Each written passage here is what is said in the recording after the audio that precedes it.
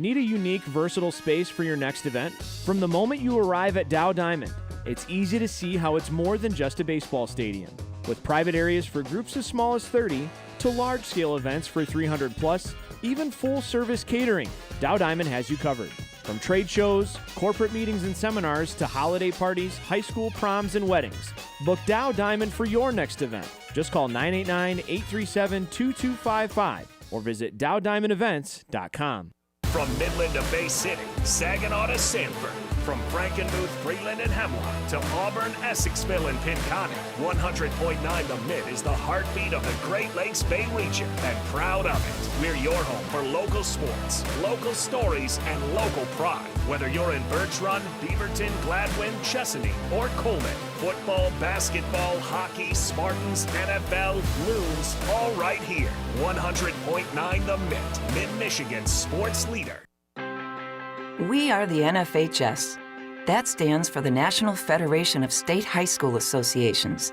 But really, what we stand for, together with the MHSAA, are the 292,000 high school sports students in Michigan.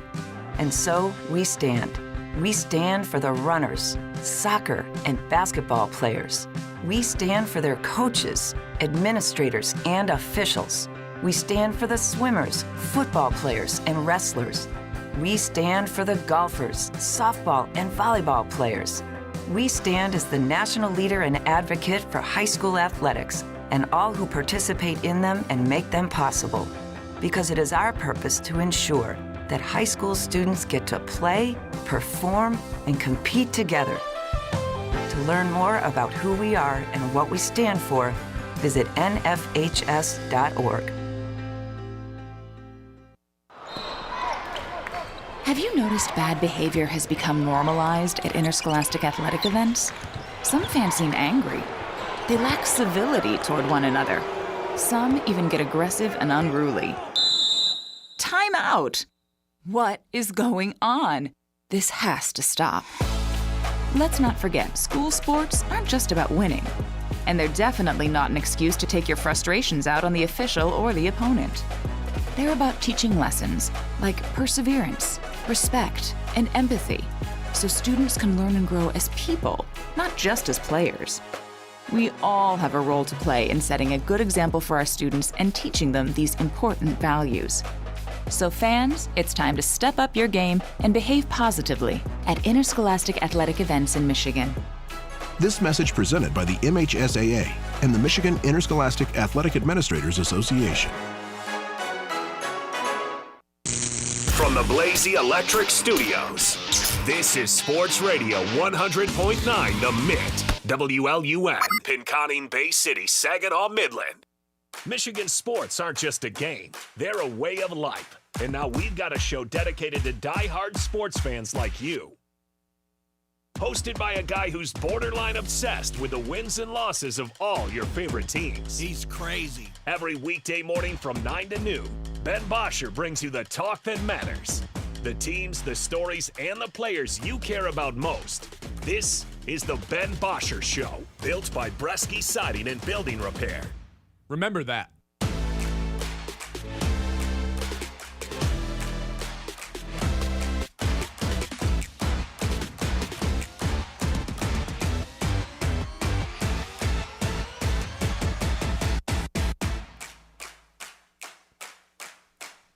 Hello. Good morning. We're back. Hope everyone had a good Christmas, other than that Detroit Lions team ruining everything. Ben Bosscher here with you as always. Kyle Sandel behind the glass today. We've got back-to-back shows here the next 2 days before we take a little New Year's break. We'll be back on Friday. Let's just for a month. But you have a good Christmas. It was a good time, you know. I mean, Christmas is always it's always going to be fine. So it was a good time. Christmas has Lions a high ruined it, you know? floor, but the Lions sure made us hit that floor.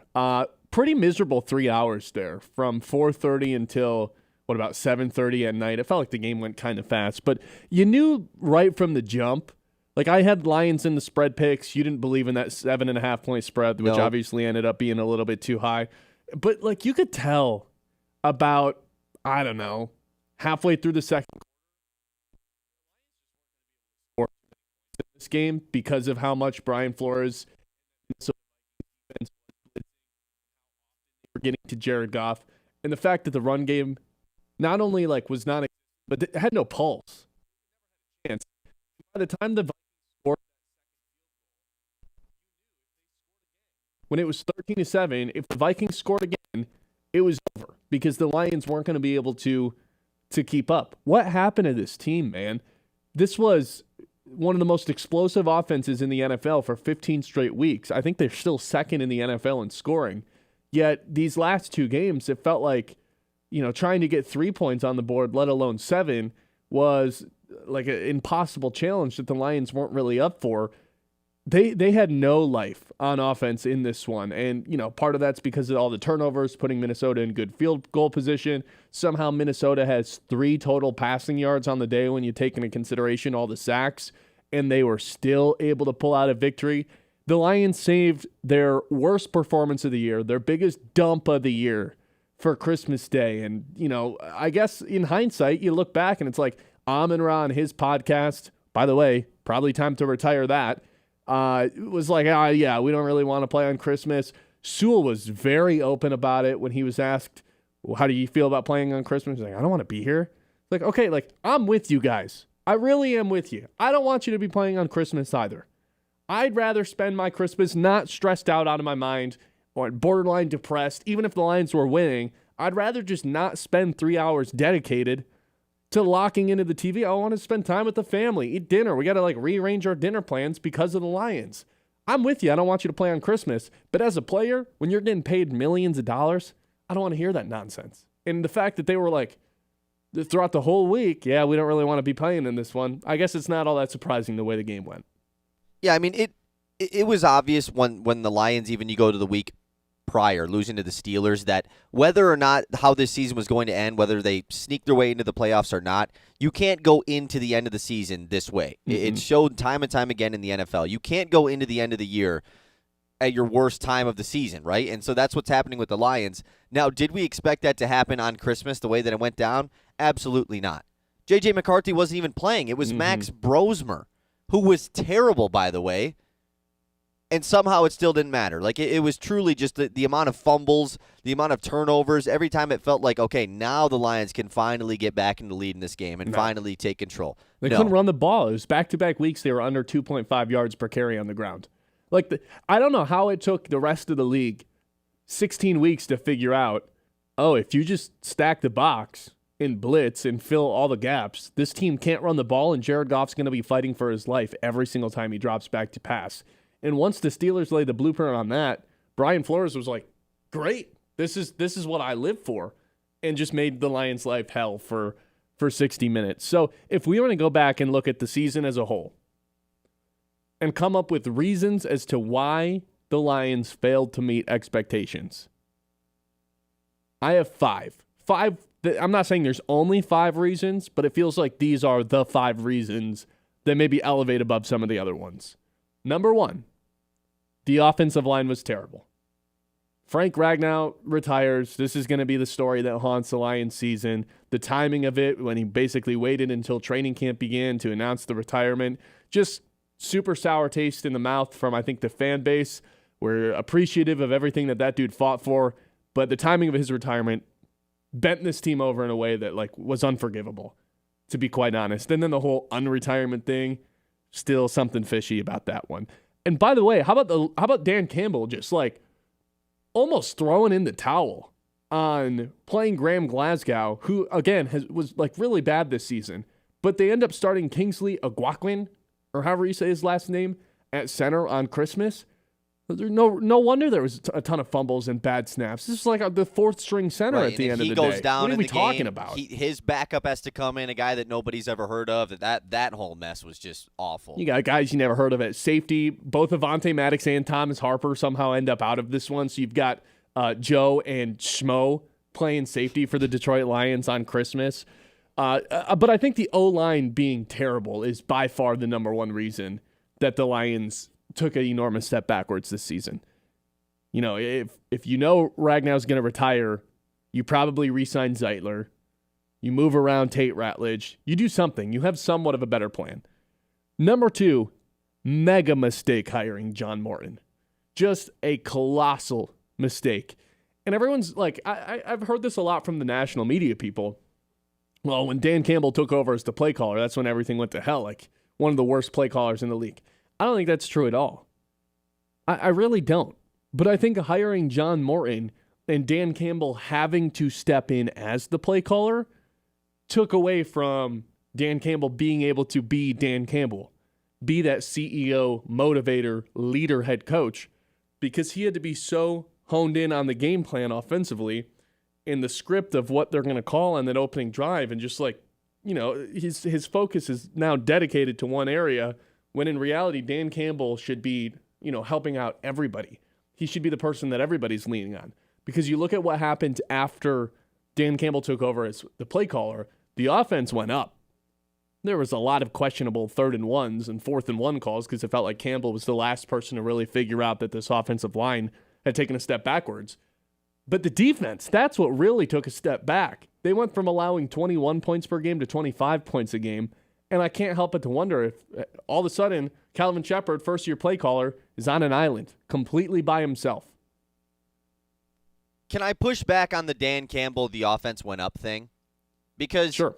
This is something that obviously, from a statistical perspective, yes, the Lions' offense was better. They scored more points per game once Dan Campbell took over, clearly, and it did look like a better product.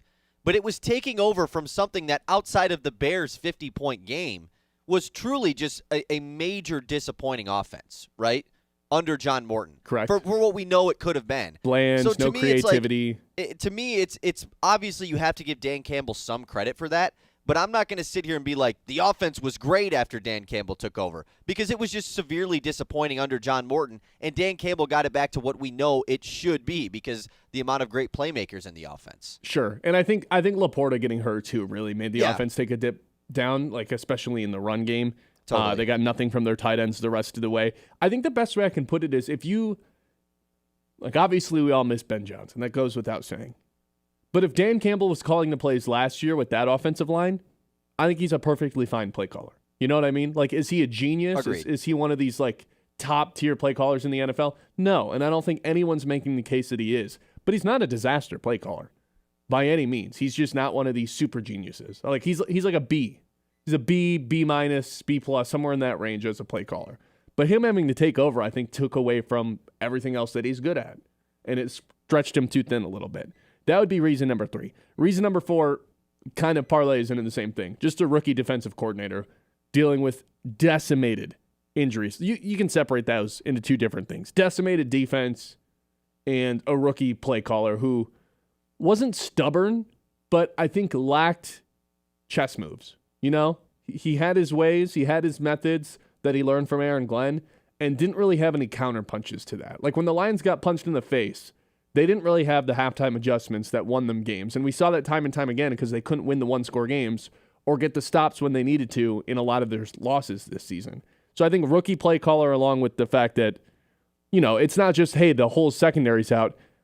It's 2 all-pro caliber players are out on the defense. Like we went into this season saying it's not even a question. The Lions have the best safety duo in the NFL. 2 Pro Bowl players, 2 all-pro caliber safeties. Both those guys out by the end of the year. Yeah, by the time the season ends, you have 2 guys playing safety you legit no one has ever heard of. It's not just that both safeties were out. It's 2 of the 4 best players on defense ended up getting hurt. I mean, and they played the same position. 2 of the best secondary players in the league. Yes. You know, like let's stretch it out to a wider scale. Like these guys are elite players. You were without them, and you were without their backups. It was guys that even the coaching staff hadn't even heard of. And it's a shame that back-to-back years we're saying this, but I'm not even using this as an excuse. It's just something that has happened in 2 straight seasons. It's not an excuse. It is a reason. Factually happened. It is a reason why their season crumbled. Like that, you can't shy away from that. With Brian Branch and with Kirby Joseph, this team is much different. Yeah, I mean, that's obvious, right? You can say that about any guy that has an injury. Yes, Branch, 10 times throughout the course of a game you felt his impact. Joseph, it wasn't as many, like, in terms of the volume, but the one play that he would make would flip games. Yeah, and he consistently made that one play as well. Yes, and they missed him from week 6 on. All their losses were one score, one play away in a ton of those games, and they didn't have their guy on defense that flips games. Those would be the first 4 reasons.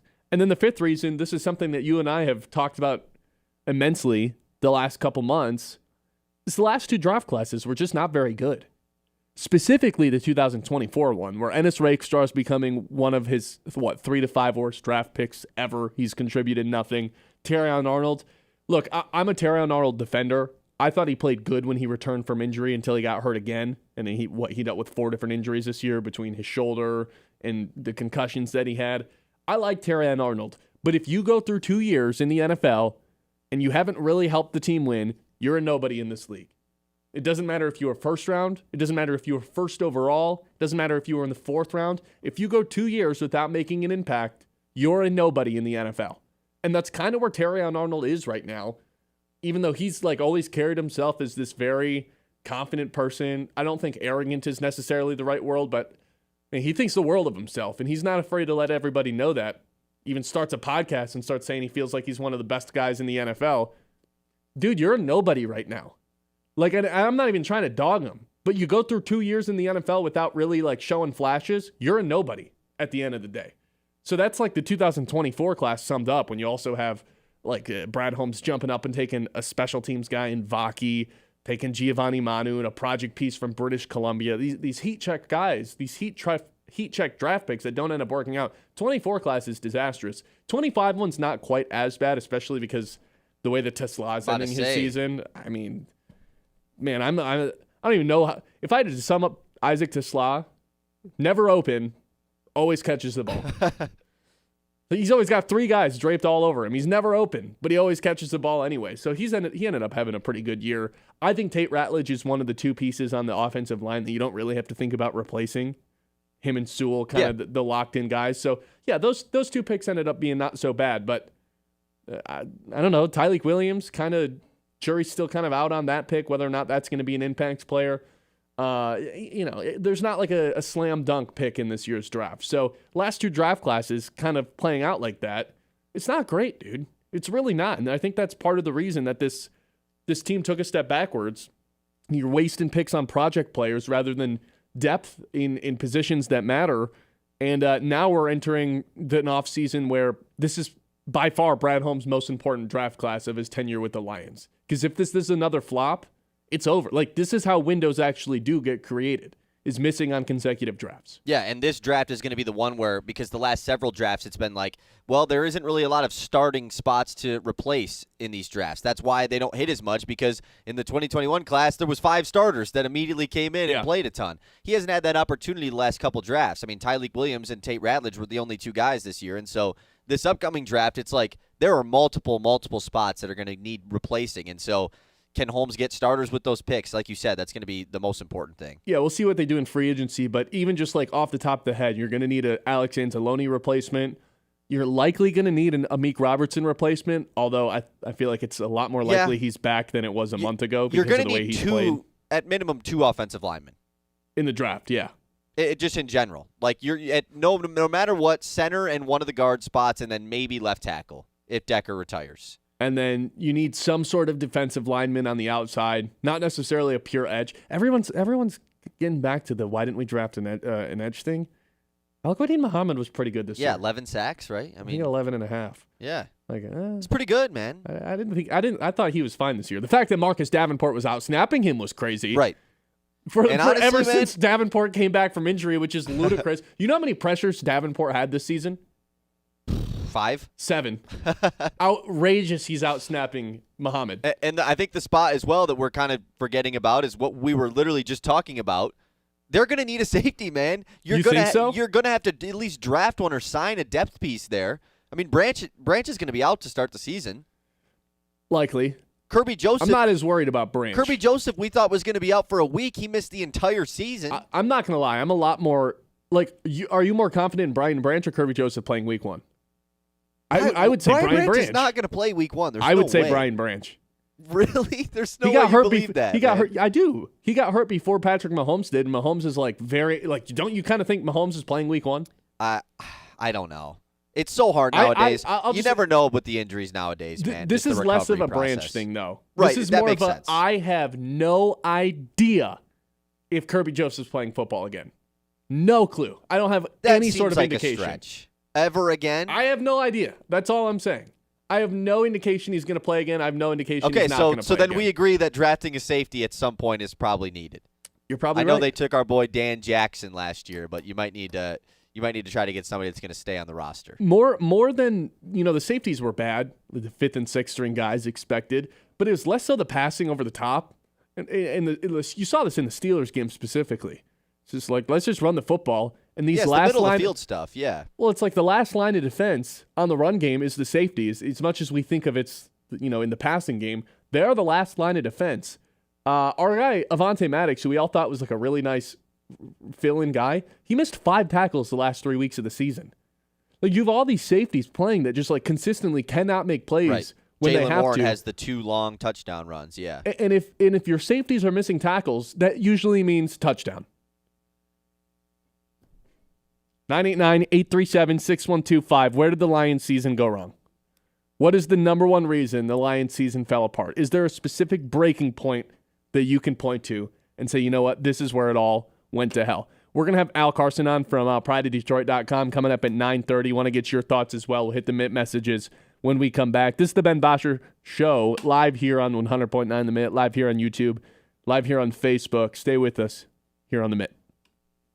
The Ben Bosscher Show, built by Bresky Siding and Building Repair on 100.9 The Mitt.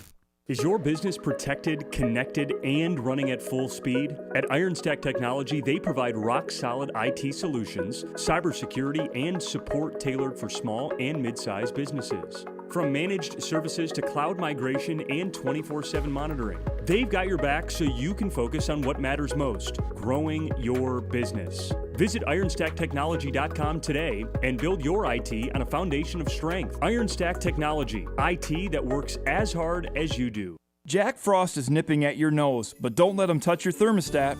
This winter, keep your home warm and worry-free with Answer Heating and Cooling. From furnace tune-ups to emergency repairs, our friendly professional techs make sure your heating system runs smoothly all season long. Customers rave about our courteous service and how we leave everything clean and working perfectly. Call Answer Heating and Cooling or visit AnswerSOS.com today.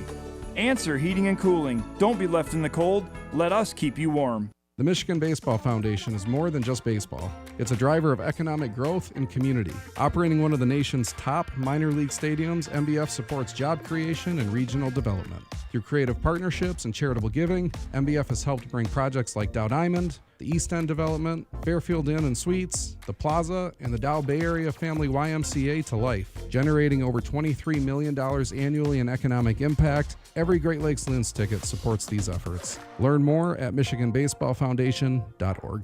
Local sports don't stop when the game ends, and neither do we. 100.9 The Mitt is your digital home for the latest news across the state of Michigan. From high school to college and the pros, it's all on our socials. Follow us on Facebook, Instagram, TikTok, and YouTube.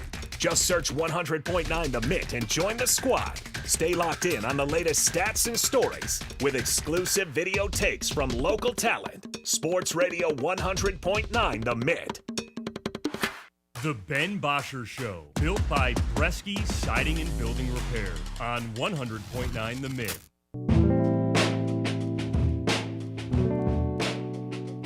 Welcome back. We asked you, what is the defining point in this Detroit Lions season? Where did it all go to hell? I gave you 5 different reasons that the Lions did not live up to expectations. Colin, am I missing any?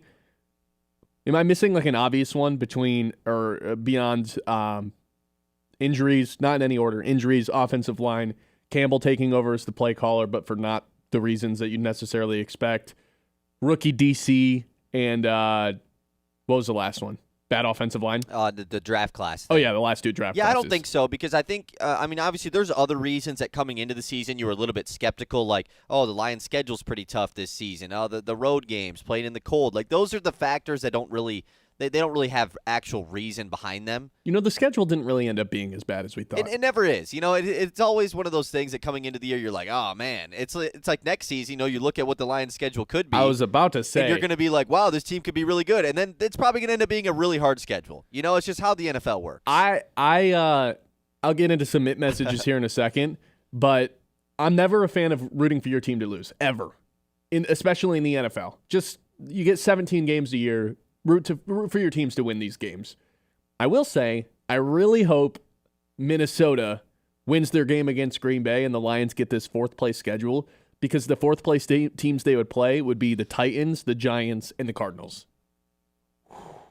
Really bad teams. Anyways, I do wonder those reasons you laid out.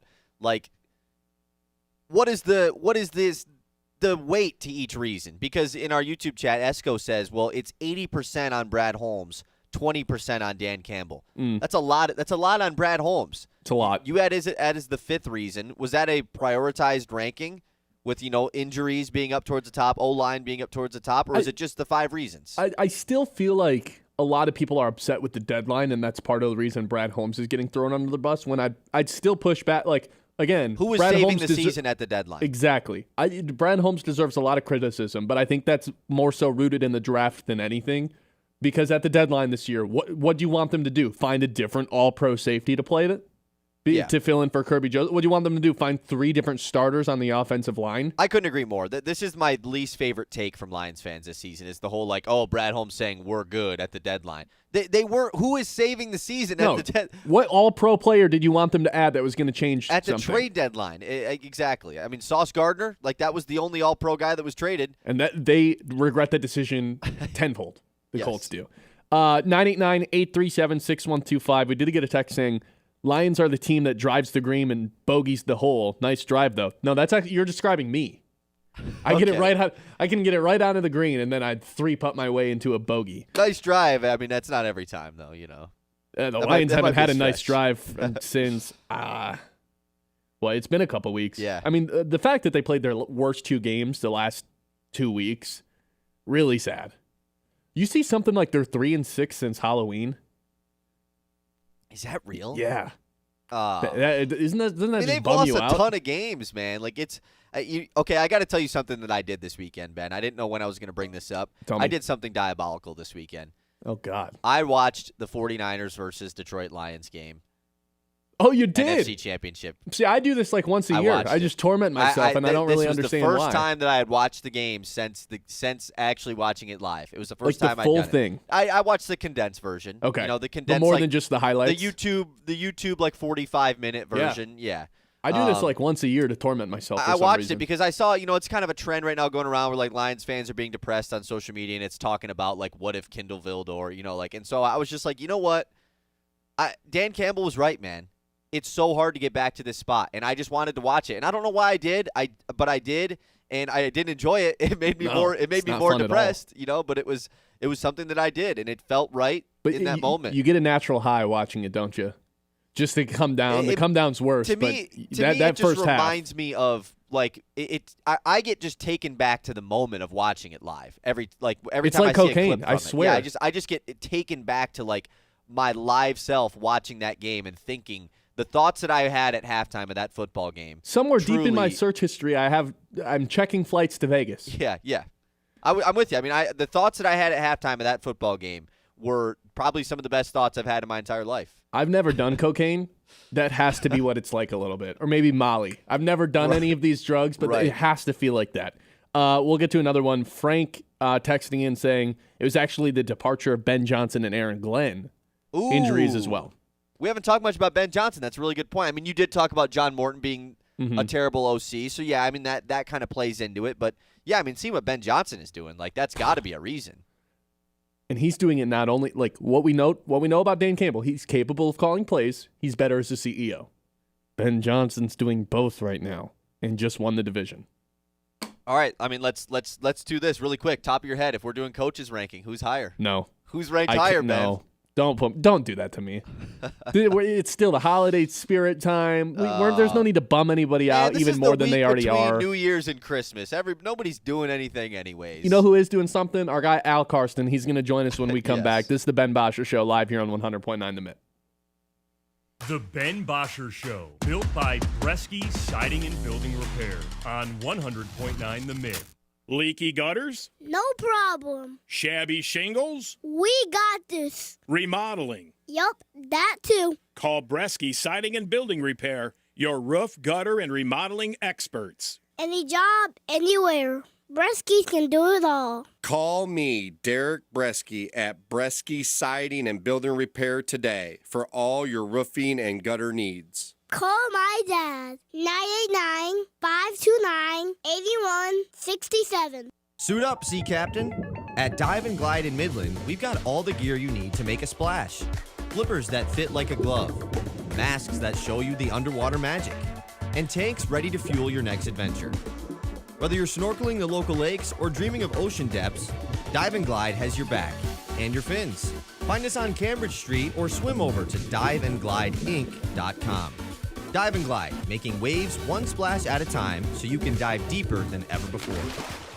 This winter, the hottest action in Midland isn't on a screen. It's on the court at the Dow Tennis Classic, February 15th through the 22nd. The lights, the speed, the perfect hush just before a match-winning shot. It's all back, and it's more electrifying than ever. Come watch world-class athletes battle for every point, every set, every moment, right here in your own backyard. It's fast, it's fierce, and it is unforgettable. Tickets are on sale now. Visit DowTennisClassic.com. Be there February 15th to the 22nd for the Dow Tennis Classic.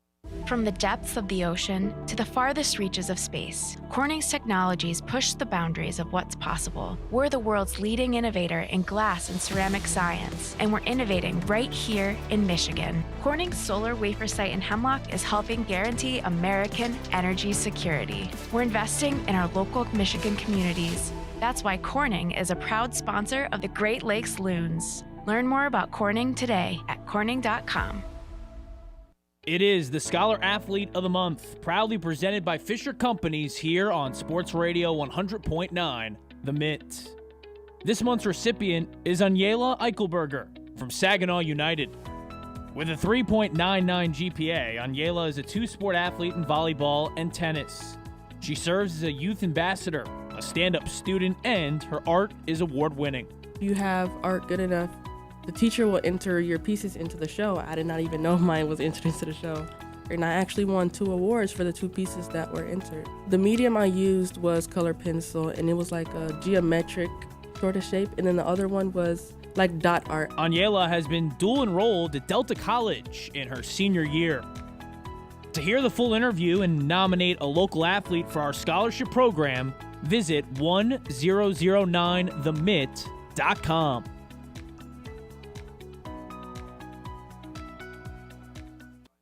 Let's go! Get him going! Mondays this football season when you want the NFL. I got your back! I got your back! I got your back! I got your back! We're going to the Super Bowl. It's right here. Let's make this thing happen. Come on. We've got Monday Night Football all season long. We got a big one coming up, guys.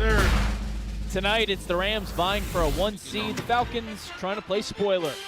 Coverage tonight, 7:30, presented by Ace Hardware, downtown Midland. Right here on Sports Radio 100.9, The Mitt. The Ben Bosscher Show, built by Bresky Siding and Building Repair on 100.9 The Mitt. Welcome back into the show, everybody. For the first time, Al Karsten from PrideOfDetroit.com is now joining us. Al, hope you had a good holiday. Know you said you got some stuff to do this morning, so let's just jump right into it. We've been going over reasons that the Lions season kind of fell apart here for the first half hour of the show. And if I needed to point to one specific breaking point, I think I would personally point to when Dan Campbell took over as the play caller, but not for the reasons you would think. Because the reasons that naturally come up, I see this in the national media all the time, is, he's just not a good play caller. I think he's a fine play caller. He's not some like slam dunk Sean McVay, Kyle Shanahan, even Ben Johnson, but he's a totally capable play caller. The reason I think it's the breaking point for the season, though, is the defense took a huge hit after that. You know, they go from allowing 21 points per game to 25 points per game. Calvin Shepard, rookie DC, has nobody to lean on. All of a sudden, it feels like the Lions are a little lifeless to open up some of these games. And when we're so used to them coming out and swinging and throwing the first punch, they didn't do that. And not only were they not throwing the first punch, they just weren't throwing punches at all. It took them 3.5 quarters to wake up against the Steelers. They never really woke up against the Vikings.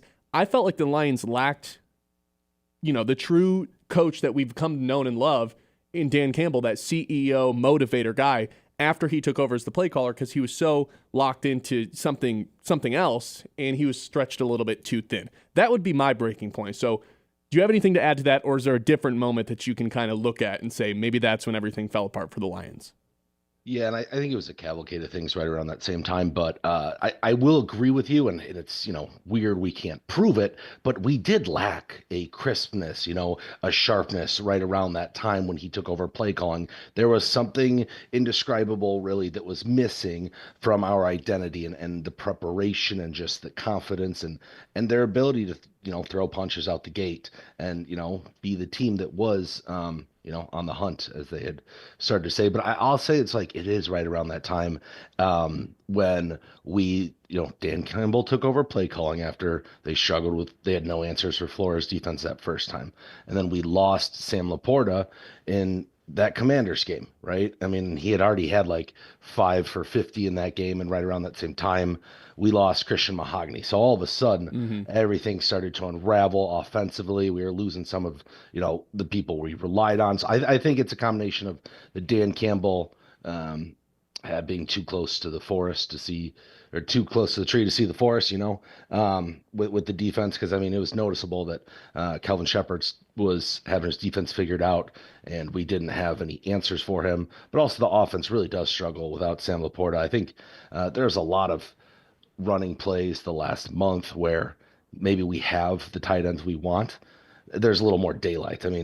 Ferkser, Rossi, or Giovanni Risi and Shane Zylstra really weren't getting the job done. And then, the injuries up front, Kingsley Guakin, that was tough. It's tough to say because it feels like you're making excuses, but it's just something that's factually happened the last couple of years, whether like the injuries in the secondary this year, like you said, with all the tight ends. It's just something that happened. So it's not even making an excuse. It's just a factual thing. Again, we've been going over all the reasons why the Lions season kind of didn't live up to the expectations. And one thing that Kyle and I have not brought up yet is Jared Goff. And I will fully admit, I've not always been a Jared Goff guy. I was skeptical when they gave him his contract. I was really worried about this next season when it's a $69 million cap hit. I just thought that was going to be a really difficult contract to negotiate on behalf of Brad Holmes. But last year, out of the park home run, he was one of the best quarterbacks in the NFL. And this year, when nothing around him is very, well functioning, bad offensive line, always under pressure, no run game support to set up third and manageables, and a bad defense, switching play callers halfway through the season, he's still second in yards, second in touchdowns, top 5 in completion percentage as well. I think I'm officially a Jared Goff guy, even with the lack of team success this season. And I think I'm willing to defend him throughout the course of the offseason because of, what he managed to bring the Lions to. Because honestly, the fact that they're still top 5 in scoring as a team, I think Jared Goff deserves more credit than anybody for that. So I'm officially planting my flag and switching sides. I'm a Jared Goff guy now. So I wanted to get your thoughts on where you stand on Jared Goff, because I know this is going to be a very highly debated thing in the offseason amongst Lions fans. Yeah, and I similarly in 2021 didn't think he'd be the long-term quarterback, but even in 2022 I started to buy in on Jared Goff, so I was okay with the contract. I think it had to happen, and I think that cap hit really is already a talking point this last few weeks. Sure. But I think it's going to just be a signing bonus that they're going to option. They're just going to kick the can down the line. His eventual cap hit next year's not going to be nearly $70 million. I'm not too concerned about it. The Chiefs pull that lever once every 3 years, once every 2 years. It's pretty standard. I'm not worried there. But yeah, he played his butt off, I thought. Especially, he had his second best passer rating of his career besides last year. And he had his second highest pressure rate. He was pressured at the second highest rate since his rookie year when Jeff Fisher was leading the Rams, and it was an absolute mess. So I thought he weathered the storm really well, and I think things could have been even worse without him. Yes, he had some costly turnovers in the most recent game, so there's some people on him about that. But for him to lose Frank Ragnow, I mean, he needs pocket integrity, especially up the middle. That's fine. Like he's one of the essentially the best 7-on-7 quarterbacks in the league, man. He is an elite processor. He's a great operator. I think he's a good veteran. For them to have for the next still 4 or 5 years. I'm confident in Jared Goff being the quarterback for the franchise. I also don't subscribe to the window is closing theory, and I don't even think I'm like being a homer on this, because I think a lot of national pundits are going to spin this narrative this offseason of, the window's closing, Dan Campbell this, Dan Campbell that, they missed their best opportunities, and people are going to take that quote that Dan Campbell had after the NFC Championship and run wild with it. But, in theory, they're playing that fourth place schedule, similar to the way that the 49ers did this year after having a season full of injuries last season. Look at where they're at a year later. The Rams had 5 wins the year after they won the Super Bowl. They rebuilt that thing right back up. In theory, you're getting Joseph and Branch back. I know the jury's kind of out on what's going on with Kirby Joseph. In theory, I think you're hiring a way better offensive coordinator. That needs to be a slam dunk. You'd hope Aleem McNeil returns to form like he was in 2024, because he just didn't live up to the contract in 25, even though it doesn't kick in until next season. A lot of ifs. I understand that. But it does feel like there's a very clear avenue for the Lions to jump back into contention. Maybe not be this 15-win team, but I have a really hard time thinking that it's just done. Oh, I think the window narrative is just a talking point for folks, man. I don't think it's closed by any means. We're in the same mind bend. I don't subscribe to it being closed by any means. I mean, when you look at it, regardless, we're going to have an offense with Jared Goff, Jahmyr Gibbs, Jameson Williams, St. Brown, Tate Ratledge, Penei Sewell, Isaac Tesla, and Sam Laporta back if pending. Regardless, you should be able to, in the next 5 years, continue to have a top 5 offense year in and year out with that crew, especially when this season developed. They know they're going to have to address the offensive line. I think it's apparent they have to address the play caller. So, if you fix those things, regardless, you'll have an offense, and then you'll also have Dan Campbell and Brad Holmes, who have been proven winners and, drag this out of the abyss of the Patricia era. And, they've got a few guys, they got Aiden Hutchinson, they've got Jack Campbell, they've got some pillars on defense. They're going to be able, there's a lot of talent on this roster. I'm not too concerned about a supposed window. Cause it happens sometimes when, like you said, the Rams or the Niners, when you get poached for multiple coordinators and you lose Frank Ragnow, it's going to happen, but that doesn't mean that's the end of the road for you as a competitor or, as a contender. The only way that a window to me actually does get created is Holmes misses on another draft class, which I think in hindsight, 2025 was fine. 2024 is the one where it's wow, that just was a total miss as of right now. But if that happens again, okay, then all of a sudden we're talking about, are we going to be able to bounce back? And the other way it happens is you go make one of these moves that Brad Holmes has almost refused to make. And I'm not even saying he should have made one.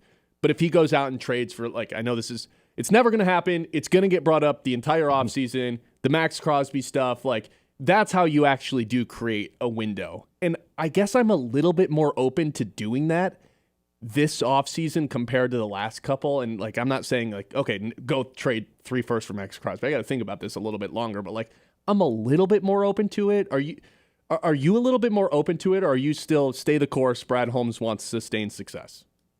I'm a little more receptive of it, but I'm not in favor of it. I'm understanding of, he could be an elite talent, and him next, with Hutchinson and hopefully McNeil, 2 years removed from the ACL, they should be terrors. And Tyleik Williams, I fully expect him to eventually take on more of a role as nose tackle and kind of be an enforcer in the middle there. That'd be nice, but at the same time, with Max Crosby specifically, I think he could be a little bit more of a depreciating value because of the injuries that are starting to take a toll on him. He's already 29. We would obviously have to pay him, or the Lions would have to pay him. That's a tough one. I still would lean against it, but I'm not as adamant against it as all the previous trade rumors the Lions had. Al Karsten here, prideofdetroit.com. Let's go through a couple rapid-fire things really quick. How would you grade this year's rookie class? Because I think to me, Ratledge is one of these guys that you don't really have to think about replacing on the offensive line. Him and Sewell are probably the only two of the 5 guys that you can say that about right now. And then as for Tyleek and Tisla, I was joking with Kyle earlier. It's like Tisla to me is the guy who's never open but always catches the ball. And then with Tyleek, it's, like role got reduced after Ali McNeil comes back. So like in iffy rookie season, maybe you expect a little bit more for a first-round pick. But obviously we'll have a bigger role next season, assuming DJ Reed's not going to be here. DJ Reader's not going to be here next year. How would you overall grade this rookie class after one season? I'll give him a B-.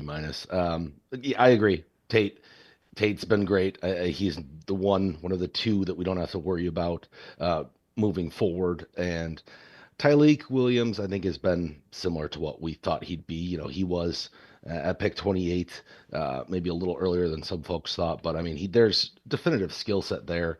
And for a big man to be able to exist like he did, not hit a rookie wall as much, despite losing some of the snaps, I'm looking forward to seeing what he can do moving forward. I'm not down on him. And then Tesla is... It's a weird one. You accurately said it. I mean, because obviously he's always going to carry the trade up, the anguish for the trade up, the 2 future thirds. And my issue is that right now, yes, he is not a member of the always open club. It's someone who Goff is going to have to continue to develop rapport with, because he has to use that size and athleticism to go be a Nuke Hopkins, if you will, to go get the ball. And I think Goff is definitely usually trusts just throwing players open, that they can get open in open windows with their route running. He sometimes is going to need more jump ball opportunities, more contested catch opportunities. So it'll be interesting to see how he develops there. Get him involved more in the run game would be huge. And then, it's unfortunate we didn't get to see Ahmad Hassanin.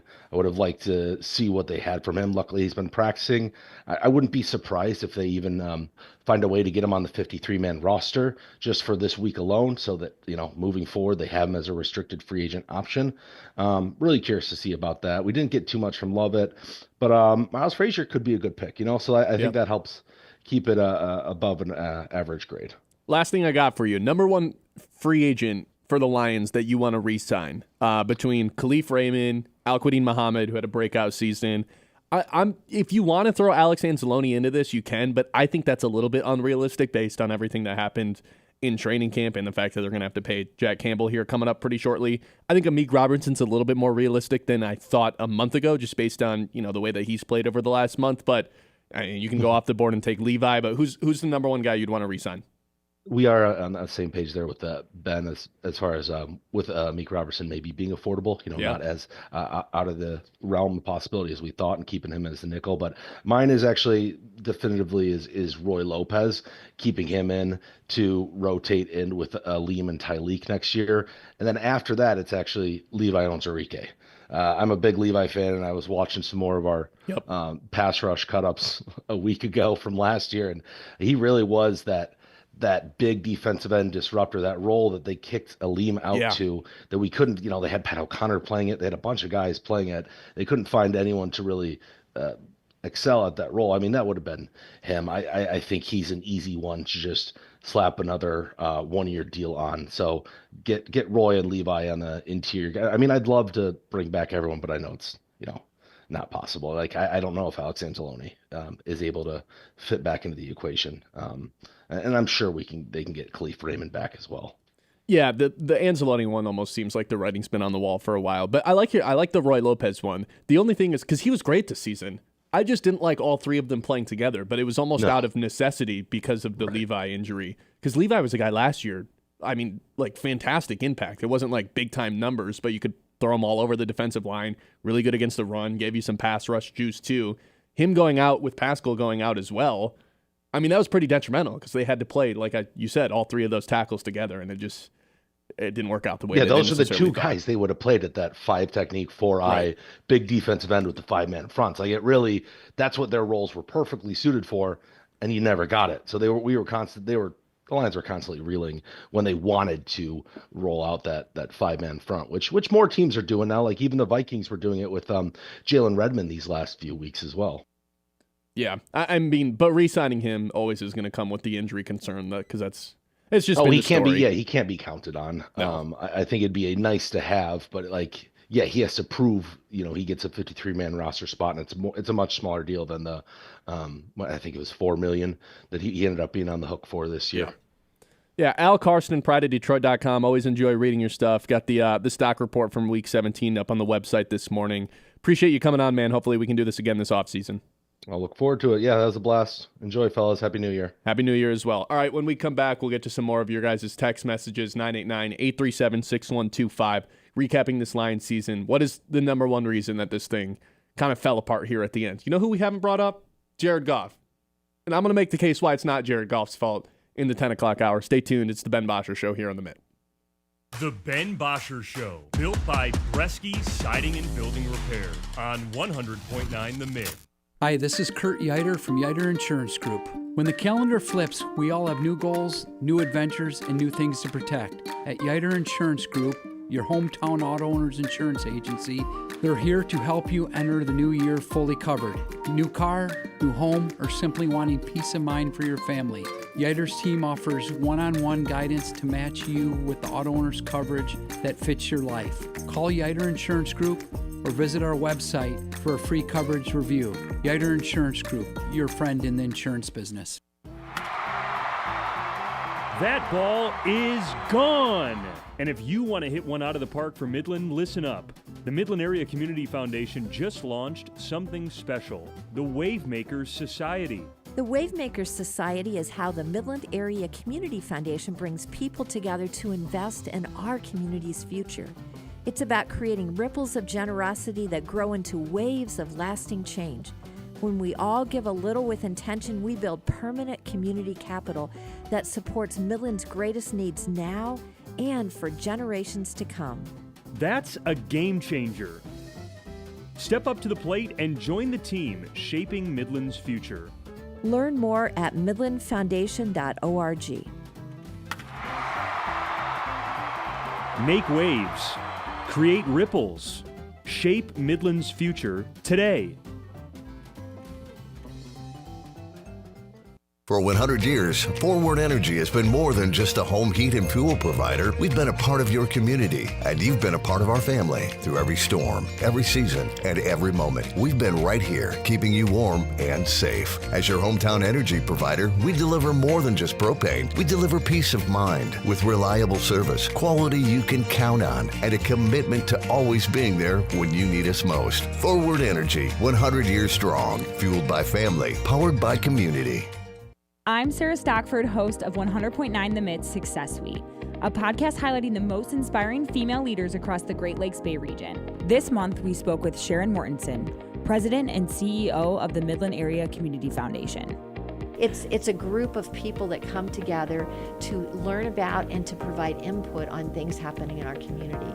So our next upcoming time that we're together, we're talking about law enforcement. We're going to have our prosecutor and our sheriff and our police chief talking about what they're doing and then getting input from the group. So that's a wonderful way for people to come and learn and share their ideas. We've also partnered with the Midland Business Alliance on the My Pros Community Crowd Fund, which started, goodness now, I think it's been probably 4 years ago. Listen to the full episode on YouTube at 100.9 The Mitt. Subscribe and hit the notification button to be alerted when new episodes drop. That's Success Suite with Sarah Stockford. You want sports takes? You want local voices that own the mic? Yeah. We've got them on Sports Radio 100.9 The Mitt. It kicks off at 6 a.m. with Anthony Bellino on Spin on Sports. Rise and shine. From 9 to noon, don't miss Michigan's newest sports show, The Ben Bosscher Show. Hey, remember that. At noon, you get America's smartest sports takes, The Herd with Colin Cowherd. I want Shador to play. And at 3, the one and only Bill Simonson and The Huge Show. This is where real fans stay locked in. 100.9 The Mitt. I'm Ben Bosscher, and here's what I think. I think the Pistons are real contenders to win the Eastern Conference if they make a trade and are going to be the third 60-win team in franchise history. I think the inevitable collision between Dusty May, Tom Izzo, Michigan, and Michigan State is going to be one of the most epic clashes we see in college basketball all season long. I think if the Tigers decide to trade Tarek Skubal, I'm not going to be a fan of them anymore. And I think if you agree or disagree with anything I just said, you should tune into the Ben Bosscher Show weekdays from 9 to noon on 100.9 The Mitt. From Midland to Bay City, Saginaw to Sanford, from Frankenmuth, Freeland, and Hemlock to Auburn, Essexville, and Pinconning, 100.9 The Mitt is the heartbeat of the Great Lakes Bay region, and proud of it. We're your home for local sports, local stories, and local pride. Whether you're in Birch Run, Beaverton, Gladwin, Chesaning, or Coleman, football, basketball, hockey, Spartans, NFL, Loons, all right here. 100.9 The Mitt, Mid-Michigan's sports leader. Health concerns in high school sports go beyond physical injuries. The mental well-being of our young people is a hotter topic than ever before. The Michigan High School Athletic Association website has resources to help adults and students recognize potential problems and deal with them in a positive way. You can learn more about these mental health resources on the Health and Safety page of the MHSAA website. A message from the MHSAA promoting the value and values of educational athletics. The Ben Bosscher Show, built by Bresky Siding and Building Repair on 100.9 The Mitt.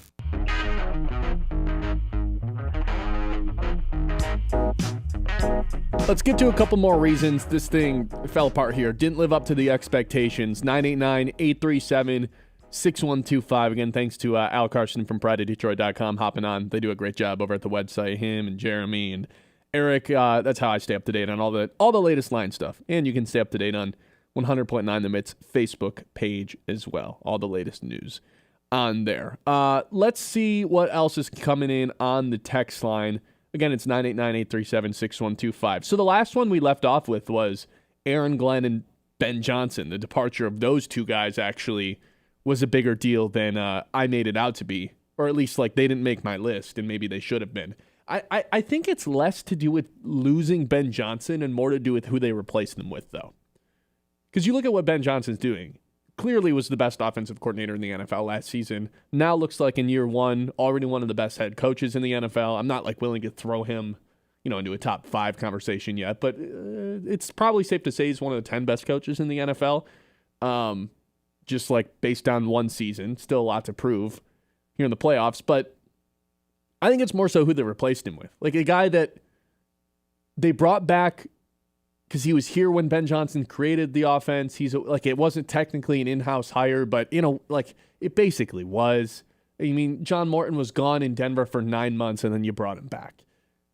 And to me, that showed signs of we want this offense to stay the same. We don't need Ben. We created this isn't Ben Johnson's offense. This is the Detroit Lions offense with our guys. So let's get someone in who's familiar with the offense and how it was created. And I think that ended up biting them in the butt because within 9 weeks, he was basically just sitting in the booth doing nothing. And I know he was doing something, but for our conversation, for the sake of it, he was doing nothing. So that, to me, was more detrimental than actually losing Ben Johnson, is who they replaced him with. Yeah, I mean, John Morton was, what's a good word for John? A loser? You know? It was clear that John Morton was just not the guy. Obviously, I understand that at least he was open about everything. He was willing to kind of not take the blame, but he stuck around. He could have had a chance to leave and he could have been fired. Could have been fired. Lucky yeah, that's what I'm saying. And so That to me, when you're talking about things in the offseason that the Lions really need to nail, obviously fixing the offensive line probably is the number one priority, but is hiring the right offensive coordinator even higher on the priority list? I think it might be. It might be. Have you started thinking about replacement guys yet? Because I know you and I have thrown back and forth Mike McDaniel for the longest time.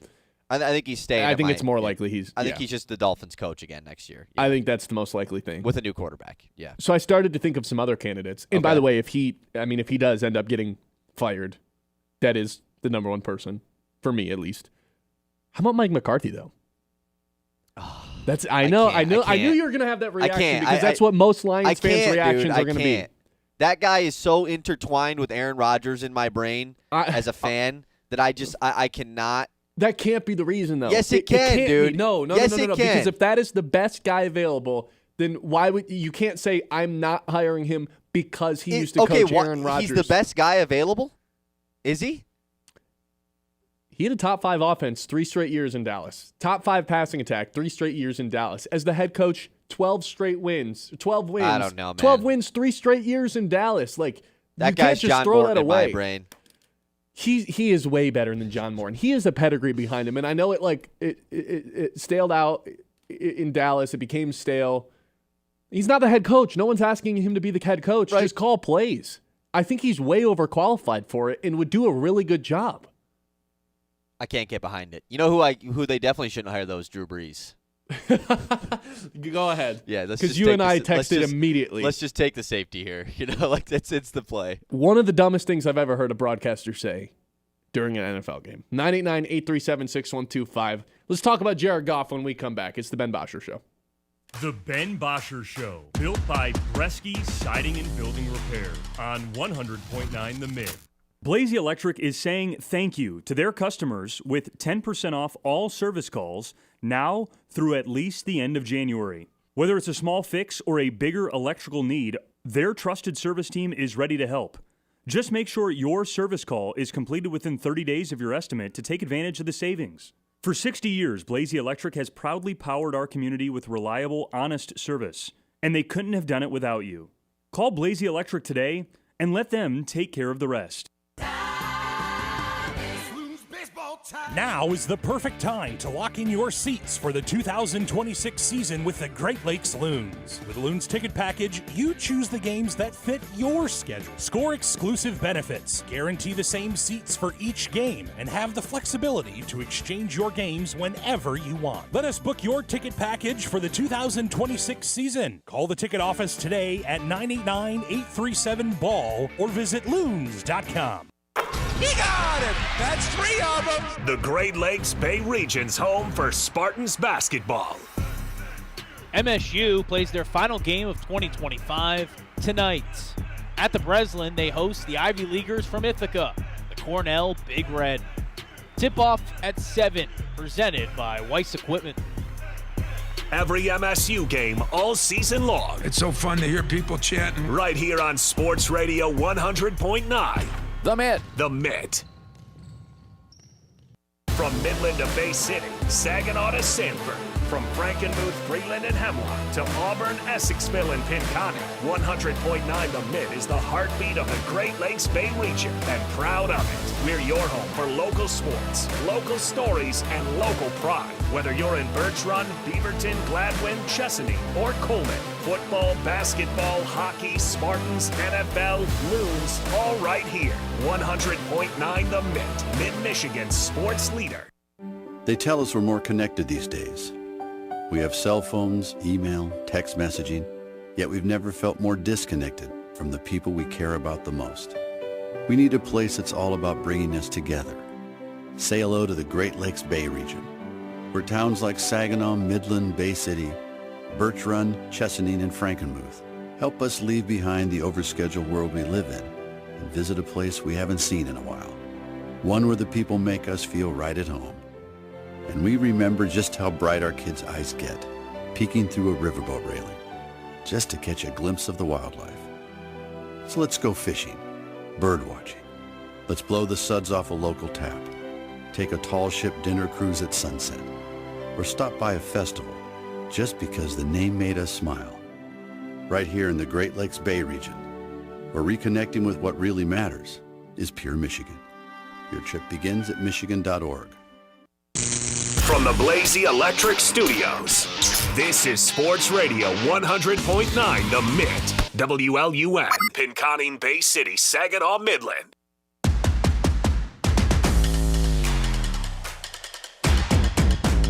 We've been going over reasons that this Lions season fell apart a little bit. And we brought it up with Al Karsten. You guys can listen back to that on YouTube or search The Ben Bosscher Show wherever you get your podcasts this afternoon once the show's wrapped up. But I want to jump into this in a little bit more of a deep fashion right now. I think Jared Goff, I don't want to say blameless, because I think everybody deserves a little bit of blame for what happened this year. Man, he's close. I mean, I gave you the 5 reasons I think this thing fell apart. I think I could go give another 5 before Jared Goff's name is even mentioned. No run support. Back-to-back weeks, the final 2 weeks of the season, where the run game's averaging less than 2.5 yards per carry. I mean, just on Christmas alone, that opening drive that the Lions had, he completed 3 different 3rd and longs, 3rd and 10 pluses.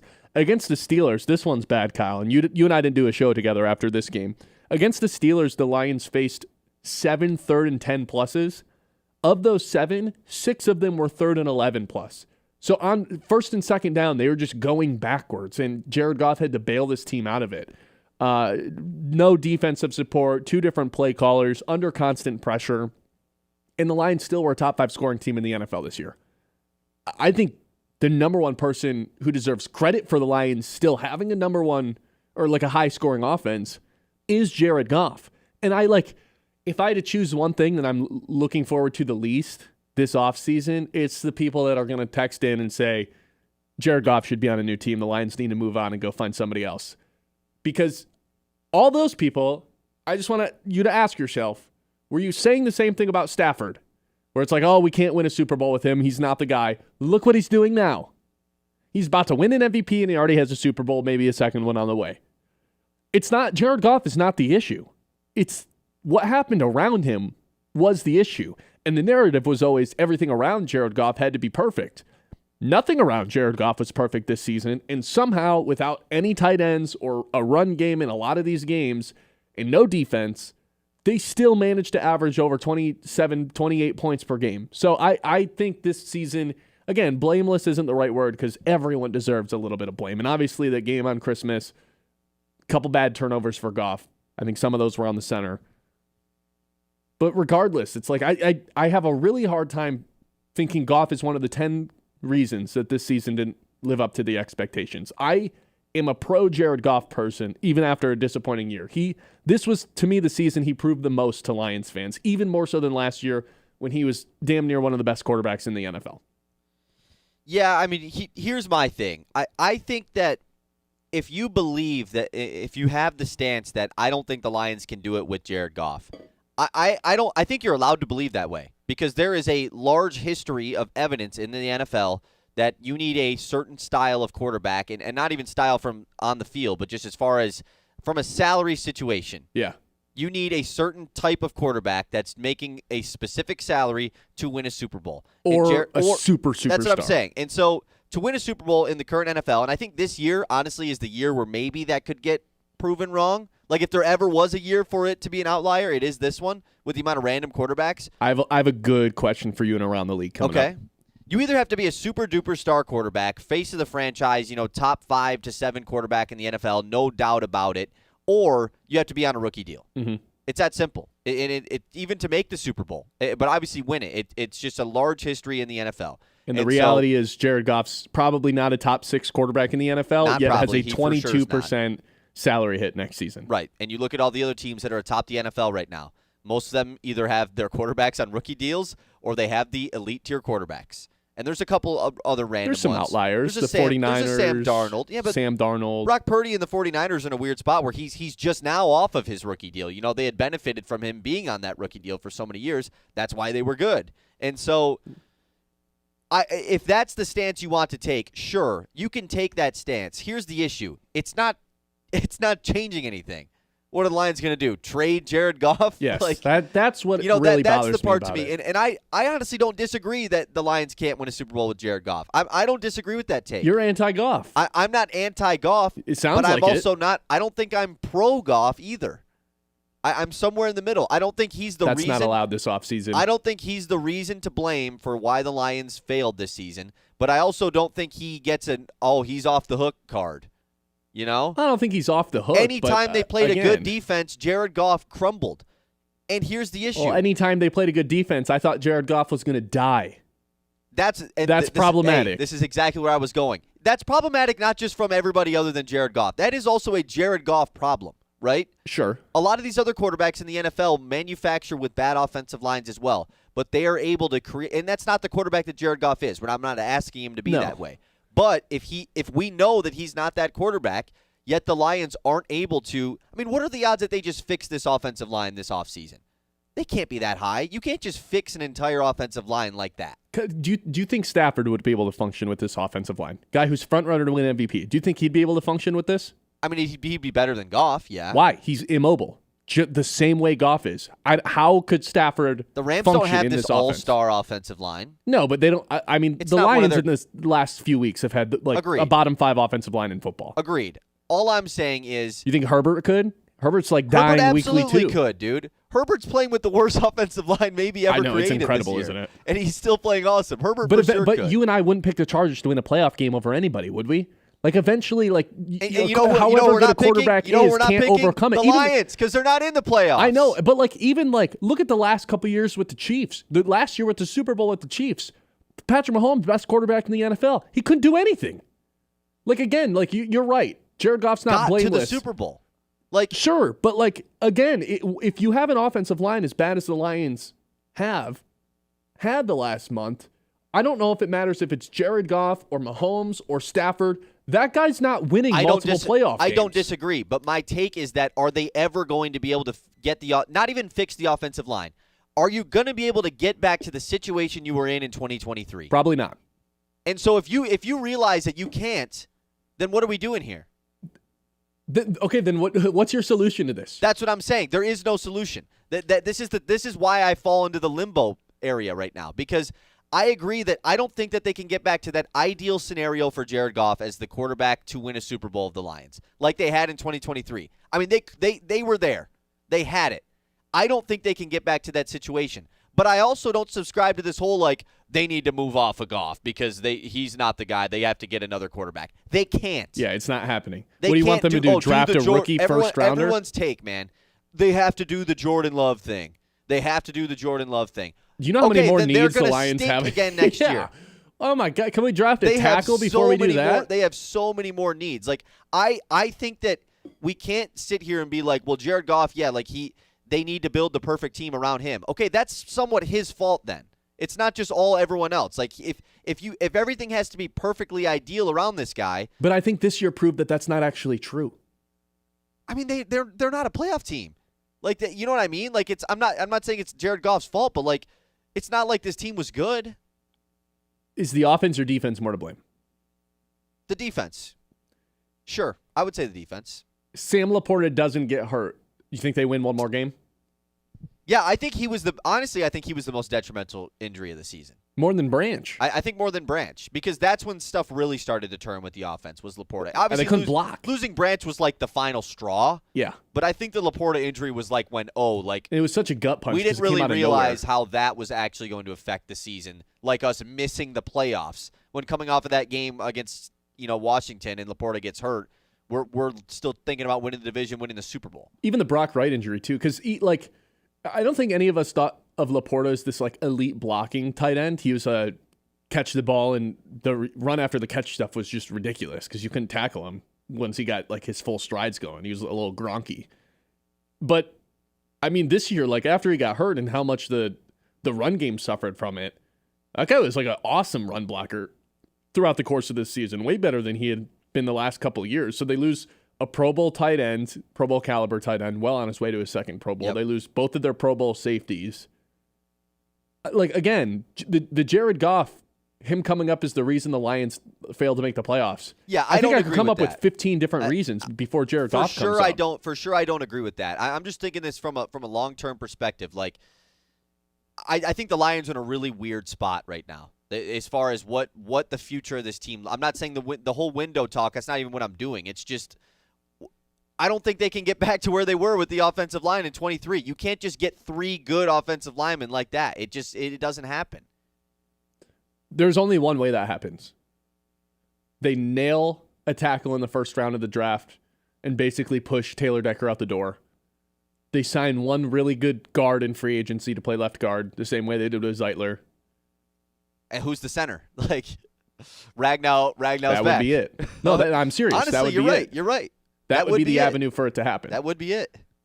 But banking on Frank Ragnow to come out of retirement when he tried to do that and his hamstring fell off, I don't think it's very realistic. Especially with his buddy Taylor Decker likely retiring. That would just be I don't see it. What would you set the odds on that? I'd set it at like the parlay of those three no, things no, happening. No. The odds of Taylor Decker playing football. I think I'd set that at Decker? like -130. He's back.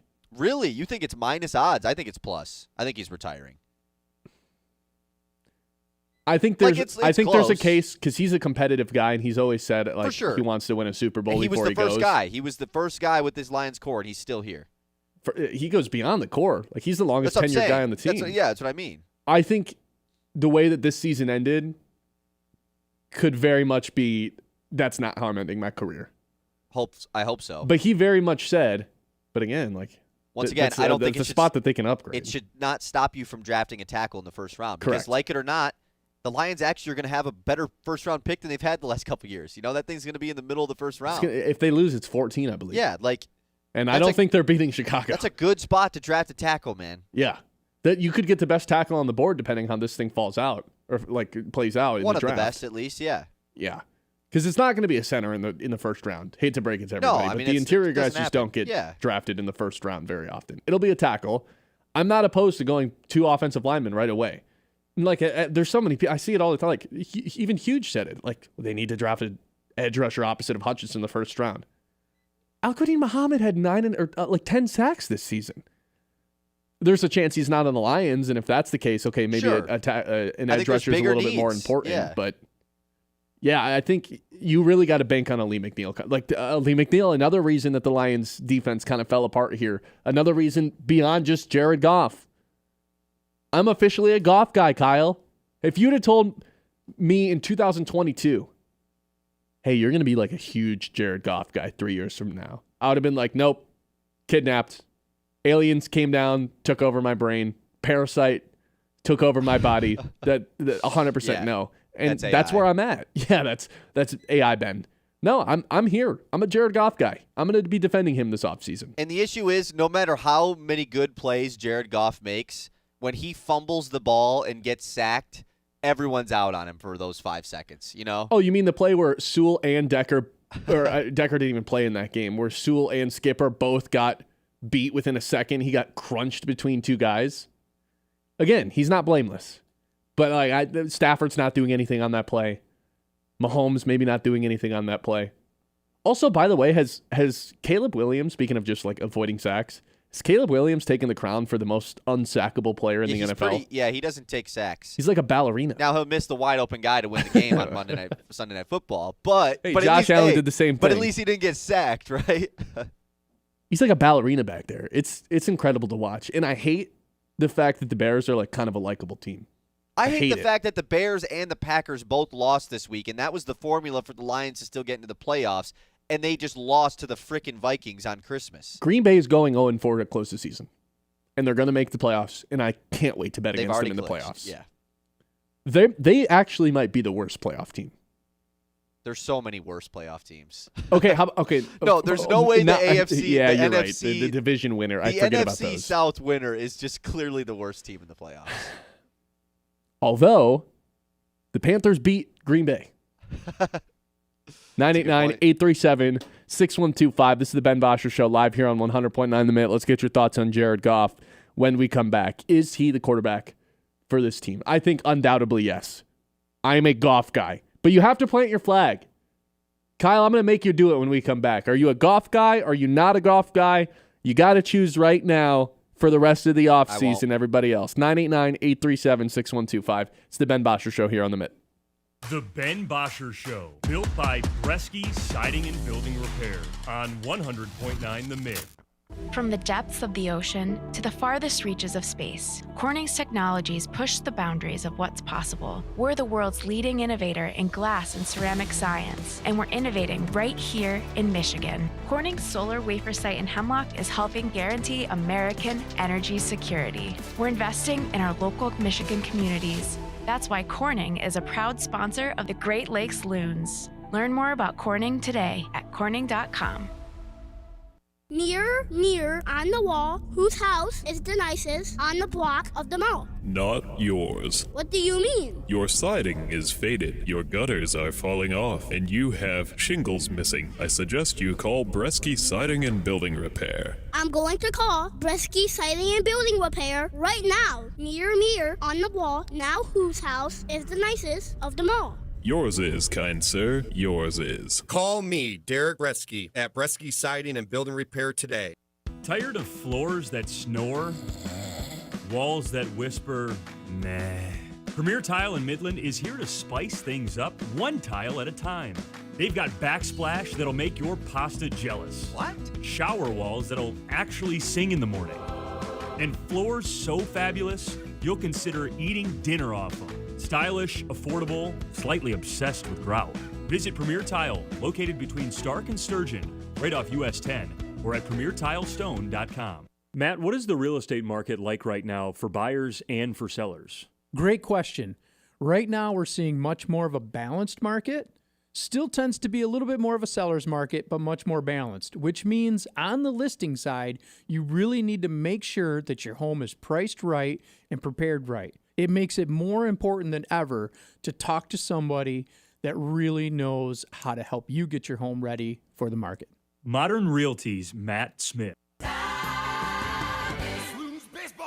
Now is the perfect time to lock in your seats for the 2026 season with the Great Lakes Loons. With Loons Ticket Package, you choose the games that fit your schedule. Score exclusive benefits, guarantee the same seats for each game, and have the flexibility to exchange your games whenever you want. Let us book your ticket package for the 2026 season. Call the ticket office today at 989-837-BALL or visit loons.com.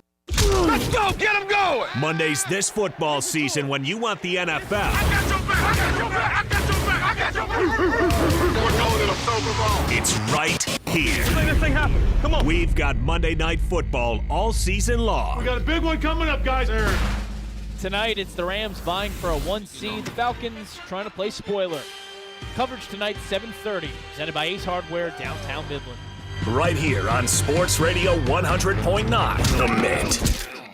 This is more than just a lineup. It's a daily ritual for the die-hard Michigan sports fans. At 6 a.m., Anthony Bellino wakes up the state with Spin on Sports. I do not believe it. At 9, the Ben Bosscher Show is appointment listening hosted here in the Great Lakes Bay region. I would like to buy some Casey Mize stock. America's Best takes over at noon. The Herd with Colin Cowherd. Well, what about Patrick Mahomes? And at 3, Bill Simonson brings it home on The Huge Show.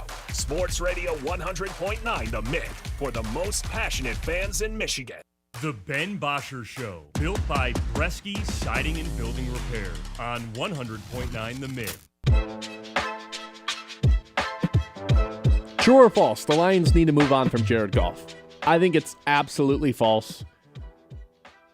You have to think that that's false, though, right? I know you're somewhere out in the middle. They can't. Like it has to be false because they can't move off of Jared Goff. Okay, then I guess the better question is just simply: Are you a Jared Goff guy this offseason? Like if someone comes up to you on the street, or you're out in public, you're out having a drink, and someone just comes up to you, hey, you're Kyle from the show, and they're like, Jared Goff, he can't be the quarterback for this team anymore. They'll never win a Super Bowl with him. What are you going to tell that person? Because I'm going to say you're wrong.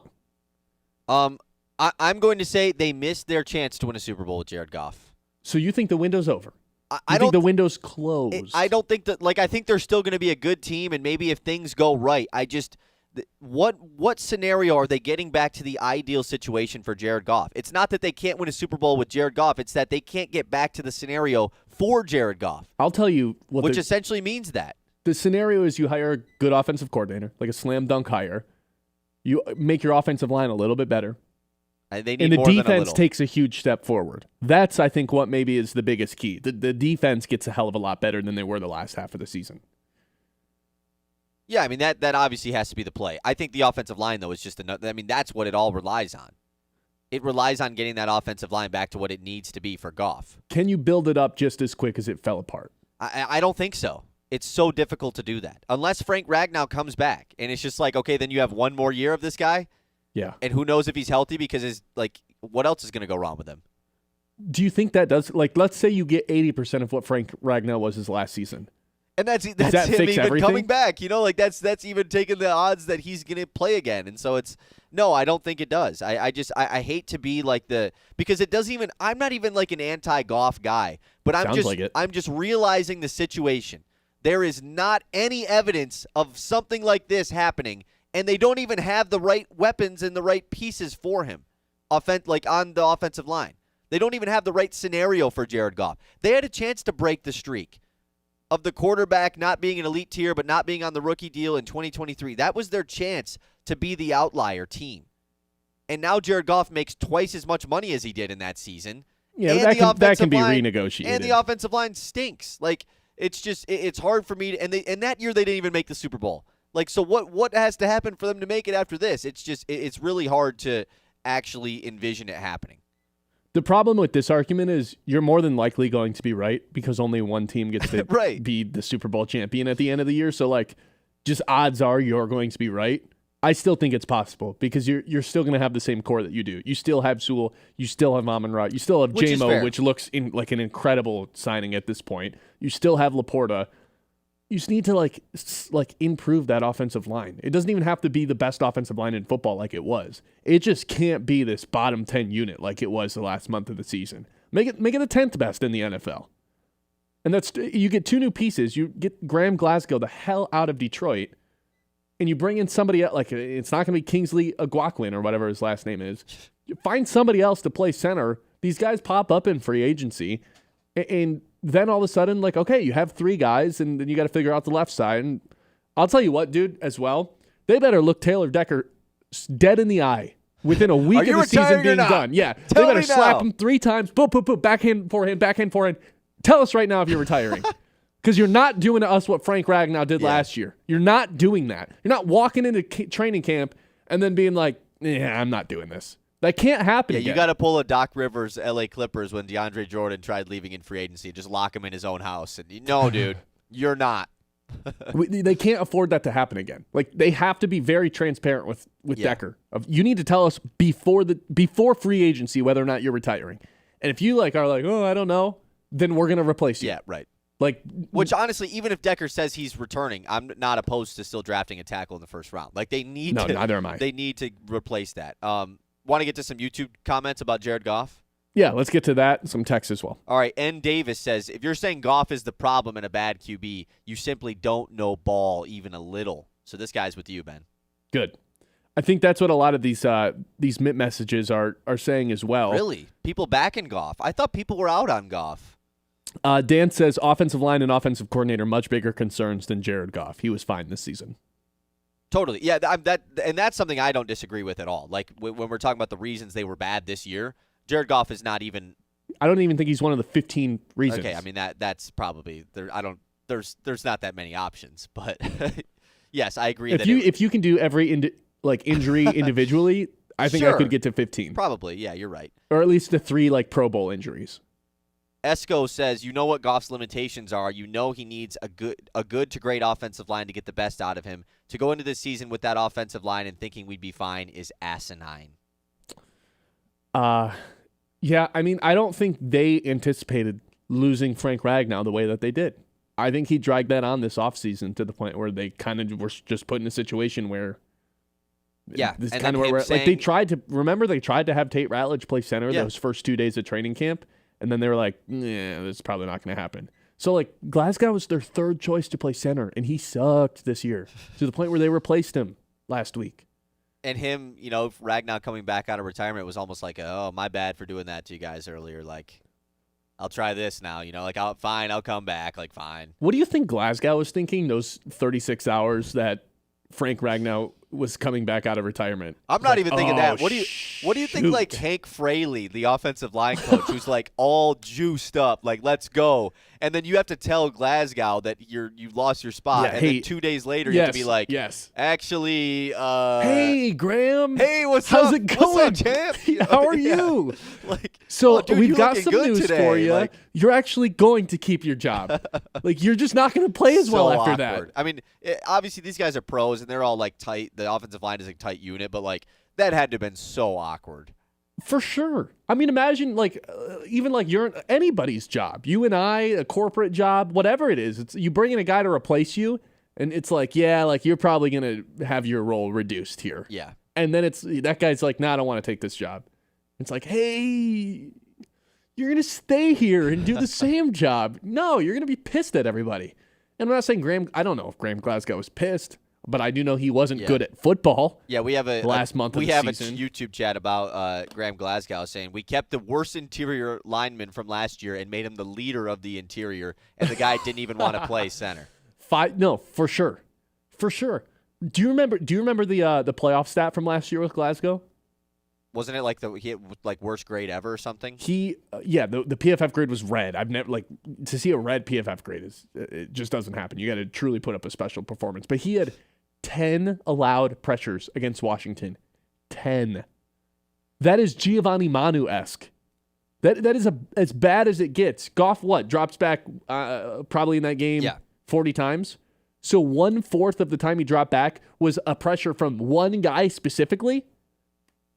And then they were like, no, come back and be the leader of the defense. Here's the offensive line. The chat about Goff that I agree with most, and Michael's saying this, and this is kind of what makes the conversation pointless. If you get rid of Goff, who can we get that would be better? Everyone wants a guy like Josh Allen, and those type of QBs aren't just going to fall in our lap. A team like this can't go with a rookie. That's why I have an issue saying I'm anti-Goff, because I completely understand that they have no other option. Goff is the quarterback, so we might as well all be pro-Goff and just try to fix this offensive line, because you can't just go get another guy. But I also recognize that I don't know if they can get it done with him. It's tough. Nate says we're stuck between a rock and a hard place with Goff. I think that's a good way to describe it. No, I disagree. I really think Goff is capable of getting this Lions team to a Super Bowl. I really do. We can talk about how, everything had worked out as far as he's not the reason to blame for this season. But we look at the biggest games in this window so far for the Lions. Home playoff game against the Commanders last year. How did Jared Goff play? Not great. He also might have been concussed. Season on the line with Pittsburgh and Minnesota. You win one of those games, and you actually have a really good chance to actually make the playoffs. Two of Goff's worst games of the season. Yes, also by far the offensive line's two worst games of the season. Absolutely. By far. Absolutely. Just saying. Someone actually, I was not proud of it, but in an online argument about this over the weekend. And not an online. You can't be getting an online argument, man. So you go Twitter argument? Yeah, you go. I mean, sometimes when you go home for the holidays, you just kind of end up bored and surfing online. But someone said nobody's won big games. Jared Goff hasn't won any big games since Thanksgiving 2023. So false. So false. Won 2 playoff games for Detroit. Thanksgiving 2023. I went back I named a ton, but the big ones. Wild card game versus the Rams. Won that. Divisional game versus Tampa. Total win. Week 1 versus the Rams. Jared Goff. Excellent in that game. Week 4 versus Seattle. No incomplete passes. That was a primetime matchup. Beats Green Bay, week 9 on the road.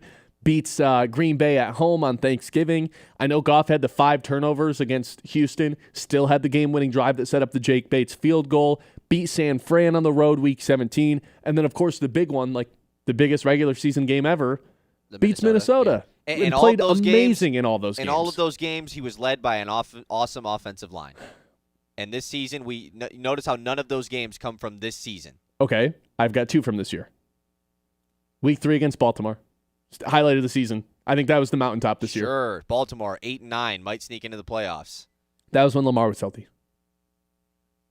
And then week 7 against Tampa, where everybody was hurt. Oh, sure. Another played pretty good in that game, too. Terrible team that probably won't make the playoffs. Yeah. Played really good in that game, too. It's just hard to, once again, he has won all those games with ideal scenarios. Can the Lions ever get back to that ideal scenario? I don't know. I don't see why not. I mean, a couple things would have to go right. A couple things would have to go right. You got to hire. First and foremost, you got to hire a good offensive coordinator, because that's going to come before free agency starts. You got to know in the next 2 weeks who your offensive coordinator is going to be. Mike McCarthy, Mike McDaniel. I've seen Todd Monken. That's not a bad option either. That would be a major we're switching things up. I like McCarthy. And it's just but you can't get back to what Ben Johnson was, and you can't get back to what Frank Ragnow was at center for this team, and Kevin Zeitler. Like, it's just all of those things happening. It's so difficult to imagine. If you're saying we're never going to get back to being like one of the 10 highest scoring offenses again in the NFL, no, that's not like what I'm history. saying. No, I would agree with you. Oh, I thought you meant in. Yeah. I would agree with you. Like they're not going to do the 33, 34 points per game thing like they did last season. It was unreal. Like they were on pace for one of the best point differentials in NFL history since the merger. And even that team couldn't get it done. Well, I mean, that team, again, injuries depleted them. But are they going to get back to that? No. But I think they can like stay a top 5 offense. They were a top 5 offense this year with a terrible scenario. Yeah. And no, I don't disagree. I don't think the scenario is getting like the situation for Goff is getting worse. Do you? I don't think it's going to get worse than this. So what? Their floor is the 5th best offense in the NFL. Okay, defense, don't fall apart next season, and all of a sudden, how are we not talking about another Super Bowl this team? Is a consistent thing that's happened on a year-to-year basis. I know. The defense falling apart. You know, this is 3 years in a row. Even in the San Francisco game, Kindle Vildor never's out there if they're healthy. Who are the starting corners that year? Cam Sutton and who? Cam Sutton and Is it Jeff Okudah? No. Are you sure? It was an Okudah. Yeah, I don't really remember. I'm struggling to remember. Yeah. Because I'm trying to remember who Kindle Vildor was actually in place for that season. Because he was not the starter throughout the course of the year. I feel like it was Jeff Okudah, man. No, Jerry Jacobs. That's who it was. That's right. Yes. Wow, thought name blast from the past. Man, Jerry Jacobs. So was he the one that got hurt in that game? I think he got benched actually. Yeah, that makes sense. Because of how bad he was. Man, Jerry Jacobs. That's a name. All right, you want to take a trip around the league? Yep. When we come back, actually, let's do one more Mitt message here. Martin texted in, "Oh, how far we've fallen with our quarterback Jared Goff. 1 year removed from Detroit Lions Jared Goff chants at LCA and Comerica across the United States, and now we're talking about is he the right guy for the Lions?" To be fair, I was never a person who was chanting Jared Goff. I hated it. I hated it from the jump. Jared Goff. I didn't let. We got an MVP candidate in Cade Cunningham. We're chanting Jared Goff's name at the Pistons stadiums. We've got Let's Go Red Wings chants, and we're chanting Jared Goff. The only time I ever found it funny was when I was in East Lansing and 2 guys ended up getting into a brawl on the street. All their boys jumping. There's like 10 guys fighting, and just some guy standing watching from like 20 feet out just started chanting it. That was funny. That's pretty funny. And then eventually like 100 people were watching this fight just chanting Jared Goff. That was funny. I don't really mess with the Jared Goff chants anymore. No, I mean, but I'm a Jared Goff guy. No one even does them anymore. You know what I did used to like I have thought about before too? Is the Chiefs have the what do they call that chant? Oh. Like all these teams have like cool things. The Vikings, as stupid as it is, they have the skull. I don't know, dude. I thought Lions it was don't have they showed anything. it on the broadcast because they usually don't. Yeah, I thought it was cool that they put it on the broadcast. I feel like I see it every year. Every time the Lions play the Vikings, I feel like I see it on the broadcast. Right. But either way, I don't feel like what do the Lions have? We don't have like a cool Jared thing. Goff. Yeah, exactly. 989-837-6125. Let's take a trip around the league when we come back. It's the Ben Bosscher Show here on the Mitt. The Ben Bosscher Show, built by Bresky Siding and Building Repair on 100.9 The Mitt.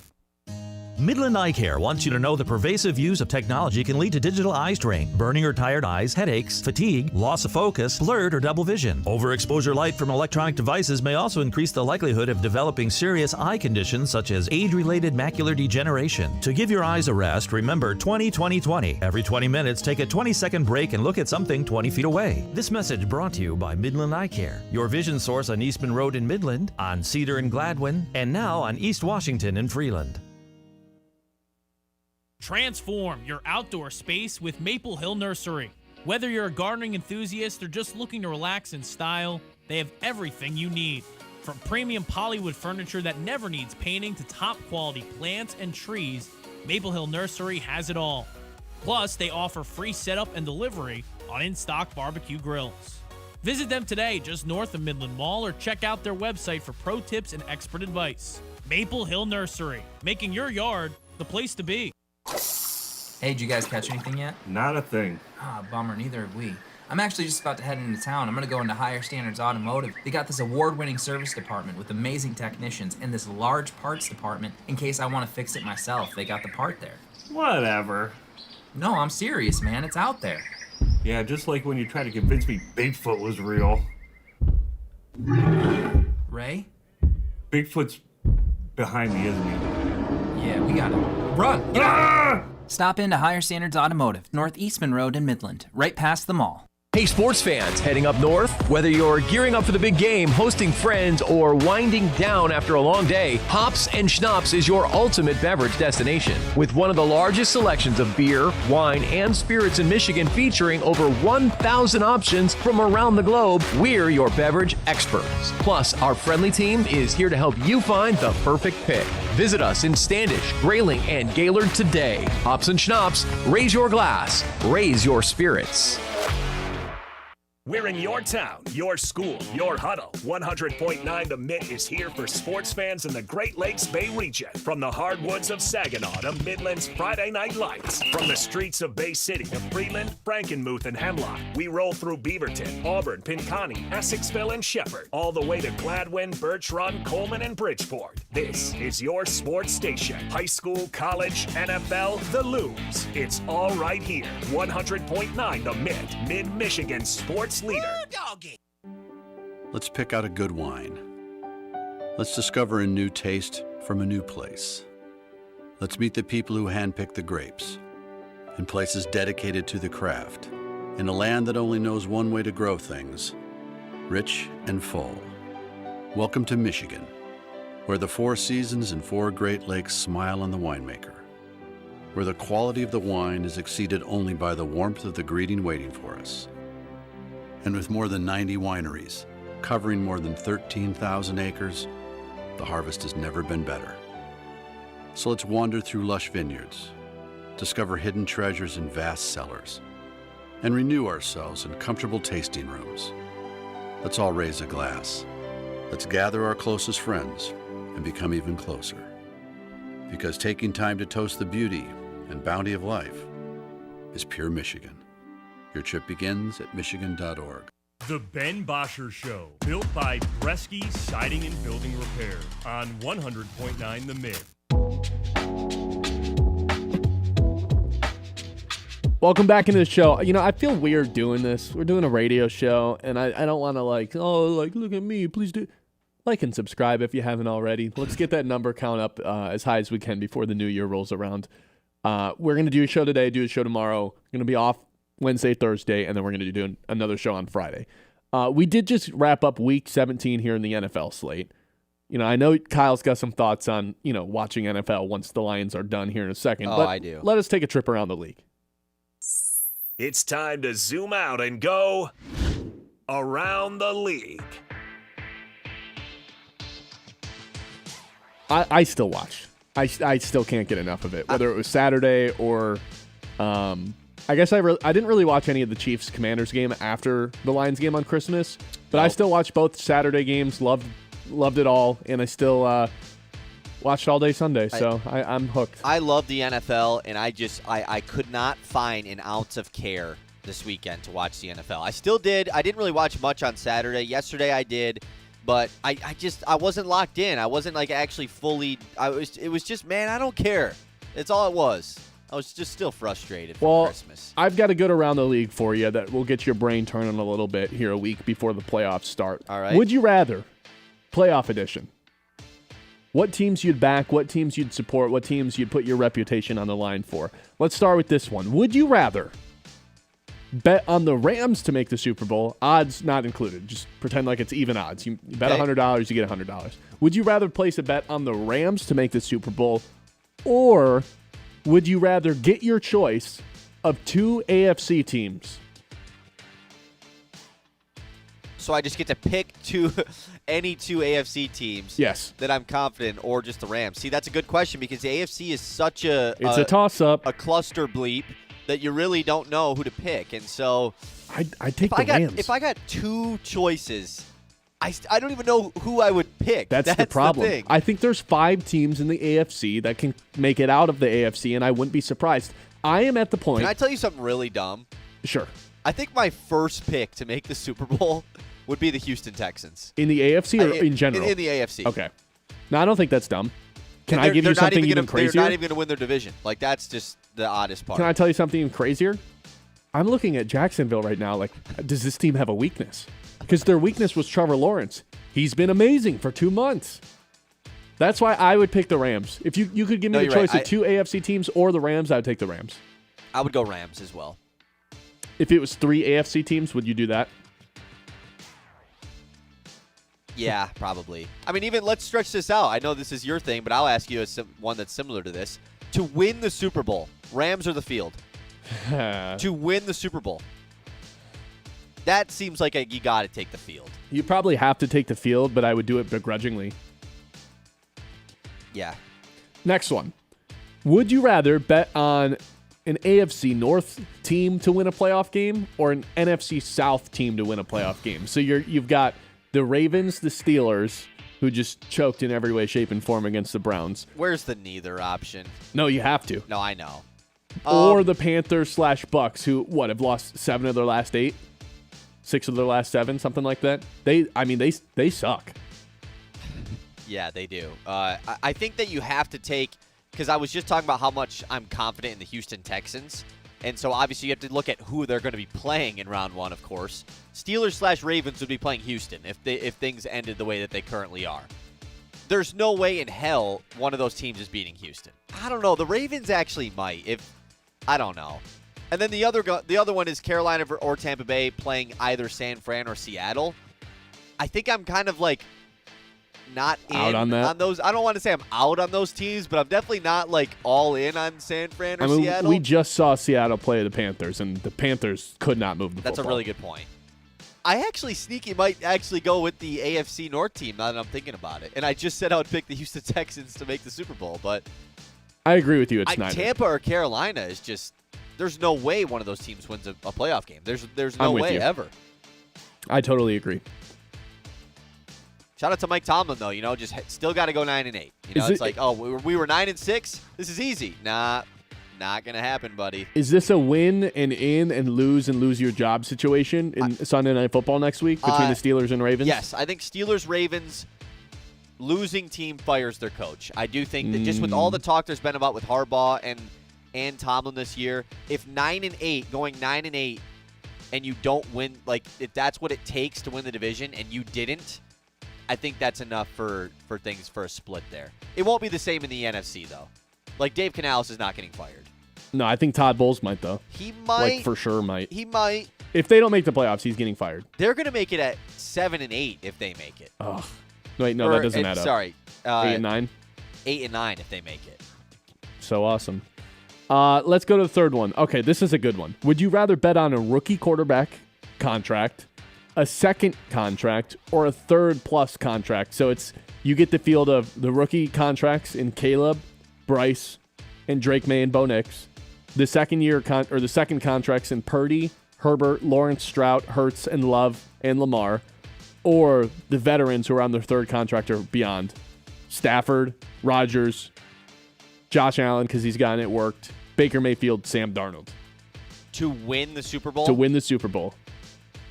I know there's a lot of names. It is a lot of names, so I'm trying to lay this out. So the guys that are still on the rookie deals. Caleb, Bryce, Drake May, Bo Nix. Yeah. That's it. That seems like just having Nix, May, and Caleb. It's pretty good. Like those are all 13, 12-win teams. So, but that second contract in Purdy, Herbert, Lawrence, Stroud, Hurts, Love, Lamar. It's a lot of options.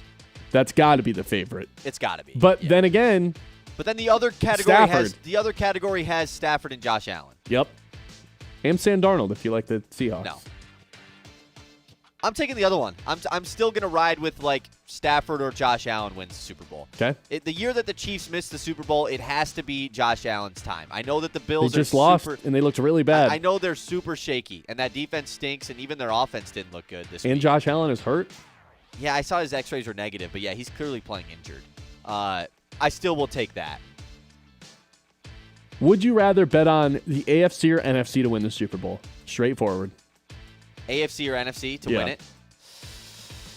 Because that's the thing. I don't see any non-Rams team winning the Super Bowl, but I don't see any team from the AFC winning the Super Bowl. So I will rock with the NFC. I would go NFC. And by the way, on the last one, I think I'd also agree with you. Stafford, Allen, Rodgers, Baker, Darnold. Because if Josh Allen and the Bills aren't – we're talking about winning the Super Bowl here. Yeah. If it's not the Bills, like these are going to go down as some of the wackest Super Bowl winning teams ever. Yeah. If Bo Nix and the Broncos win the Super Bowl, like, what? I mean, we talked Any about of this. these. I think it'd be the weirdest one of our lives, of the ones that I can remember, Yeah, at least. it And would be. granted, you and I are on the younger side of things, course. but still, even like the Super Bowl 50 Broncos team, that was a weird one for sure, but it still had Peyton Manning. I think the Eagles one, the Nick Foles Eagles, has to be the weirdest one, but that's Yeah, just because they but had it's- Nick Foles. They were also a really good team, and Nick Foles took over in Week 17. Like Something like it's not like that. he was the quarterback the whole season, you know. So, yeah, that one's got to be the one.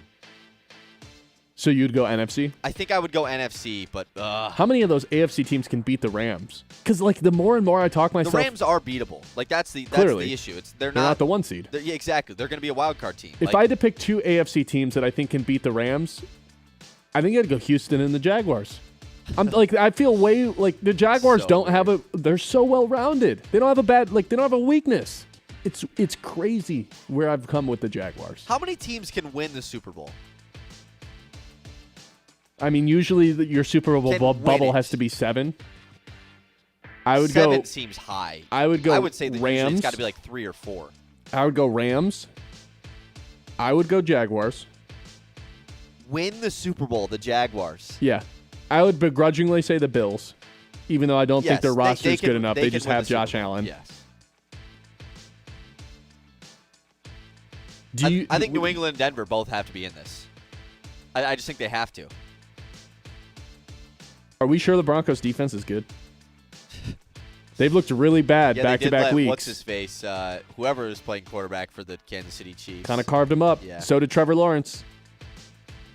I'd put New England in there. I don't know. Like, the Bears and 49ers both looked really good last night. Can but the LA Chargers win the Super Bowl? No, their offensive line is too decimated. Yeah.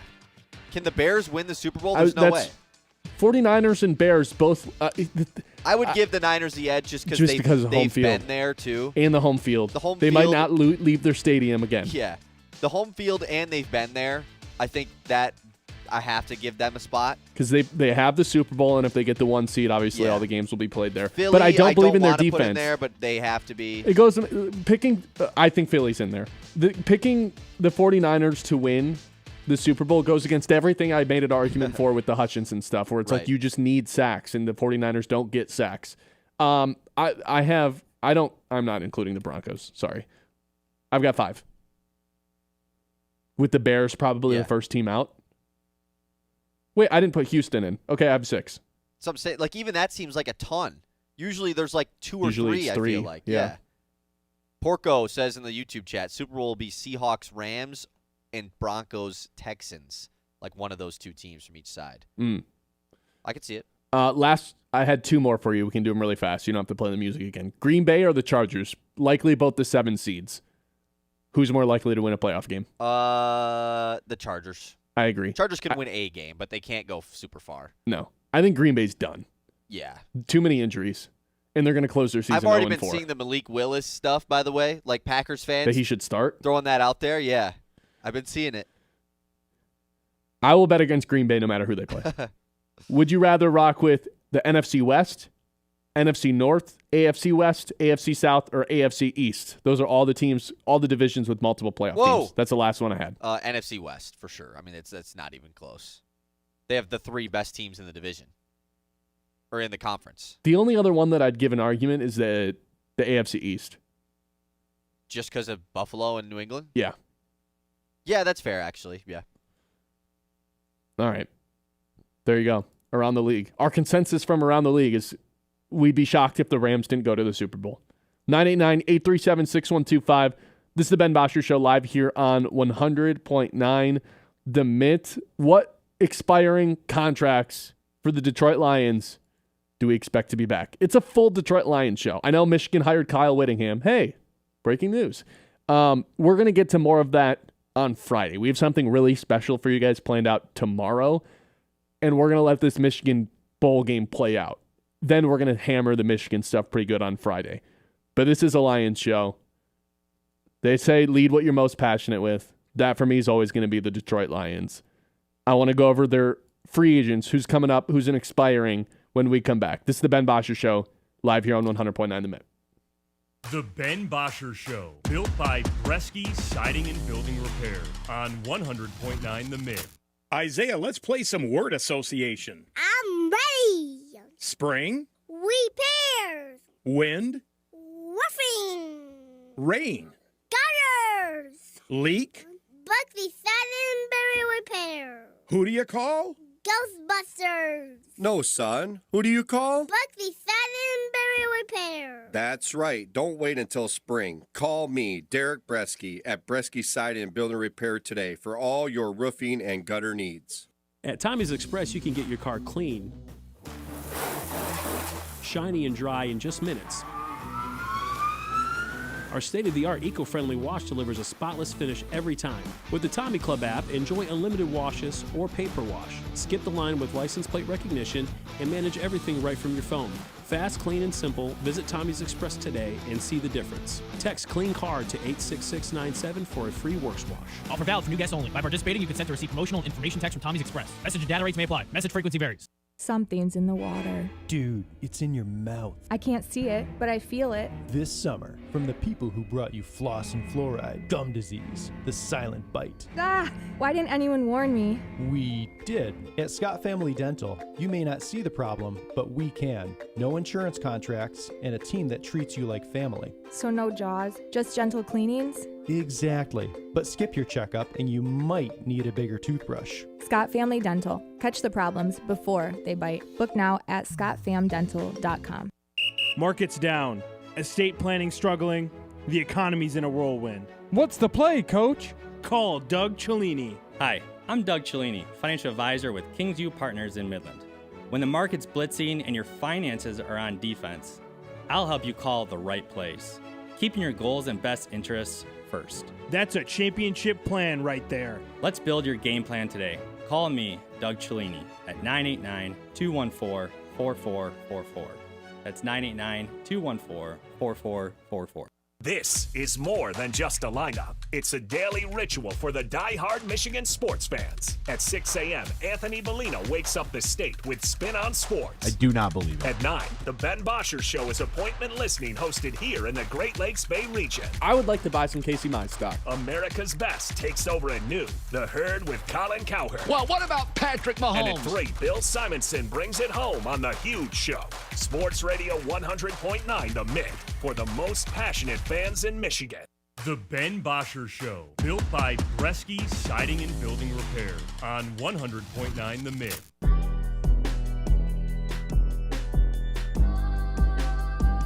All right, we started talking about this with Al Karsten when he joined the show, but I want to dive into it a little bit deeper right now. Of all of the free agents that the Lions have coming up here, who is your most, who do you want back the most? I will present to you DJ Reader, which I think he kind of sealed his fate with the Lions this weekend on Twitter. Us. Yep.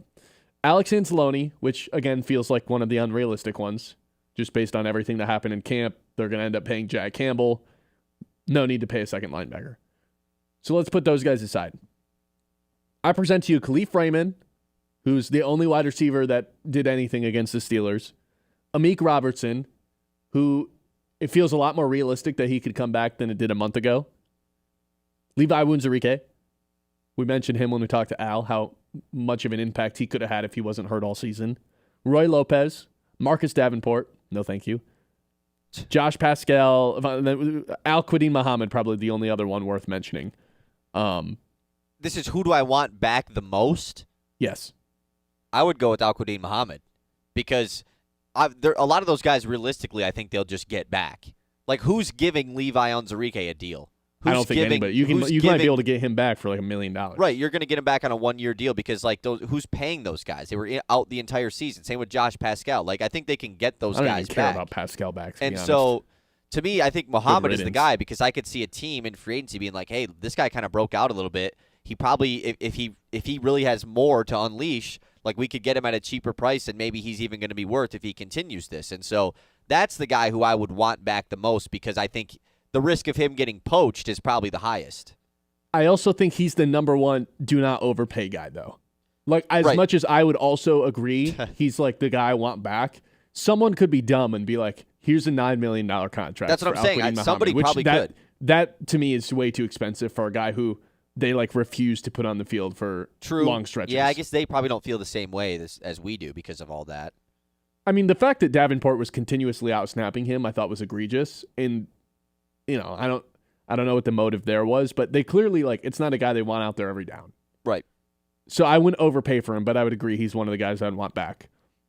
Is it crazy to just say, like, Amik Robertson, even though he was pretty bad the last month? I think that has more so to do with the depth, safeties. Man, they just need depth. I think the reason him and DJ Reed were bad to close the season, though, was because they were so worried about the safeties that Shep basically had to tell the corners, you got to give these guys cushion because we have no help over the top.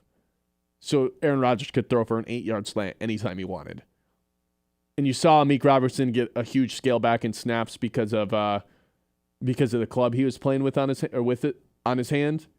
I think I would say Amik Robertson because there's been way more good than bad with him for the last 2 years. Yeah, I think so too. I mean, he was put in a really tough spot, so I would agree. Don't let the door hit you on the way out, DJ Reader. Oh my God.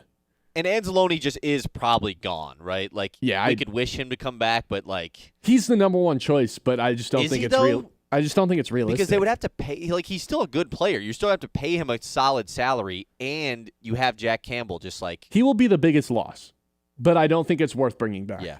Roy Lopez deserves some love too. He does. He was really good this season. 989-837-6125. 11 o'clock hour coming up, presented by Yiter Insurance Group. More on the Detroit Lions on the other side. We'll be right back. This is 100.9 The Mitt.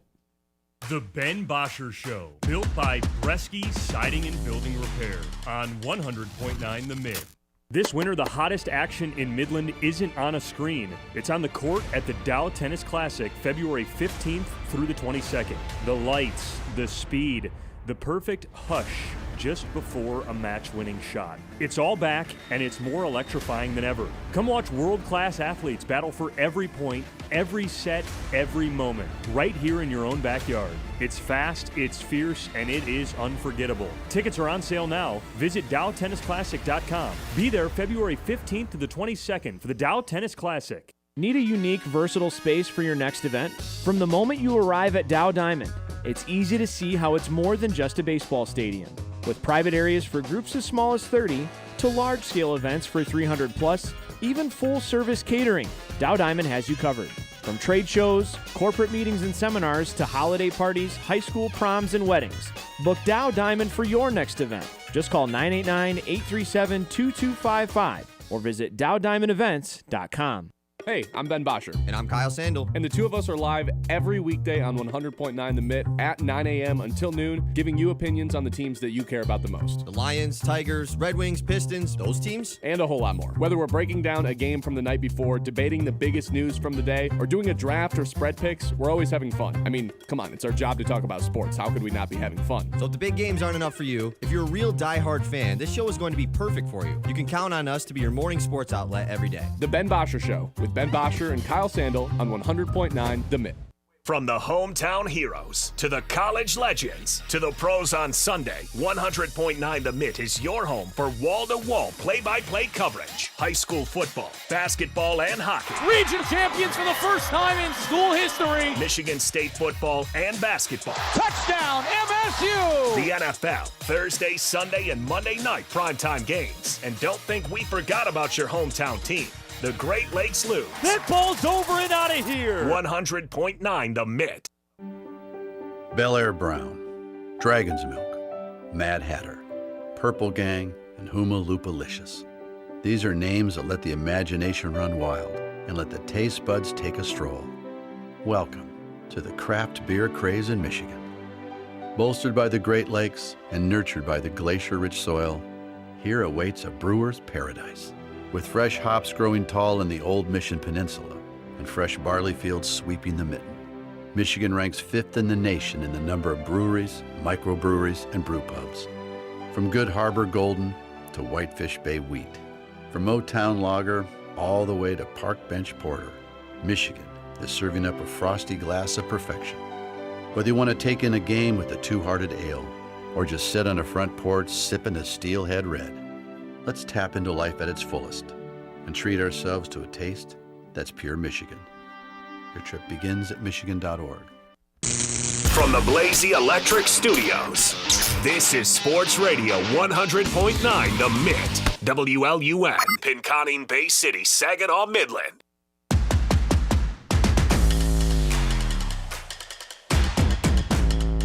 $11 o'clock hour, brought to you by Yiter Insurance. Ben Bosscher here with you. Kyle Sandel producing Behind the Glass today.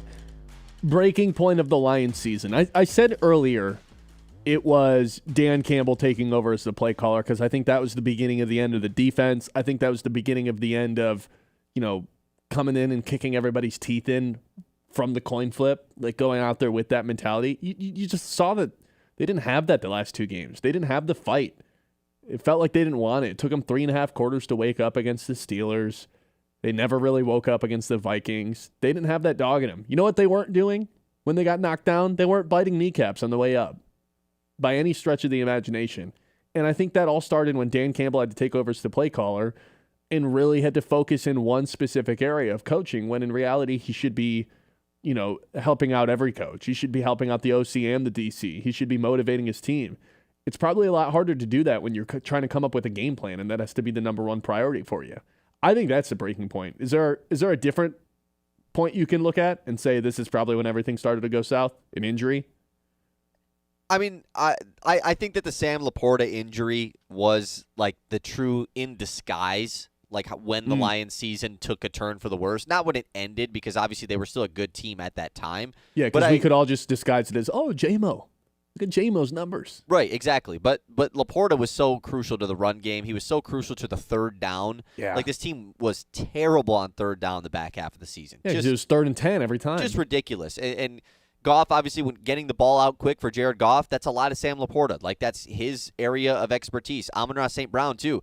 That's a guy who had a large dip in production in the second half of the season once Laporta went out. We were talking about St. Brown as being the best receiver in the league this year for the first couple weeks, And so, obviously, all that plays into it. And I think that you can look at all the games and think, was there a specific game that was like the reason that this team for sure was done for?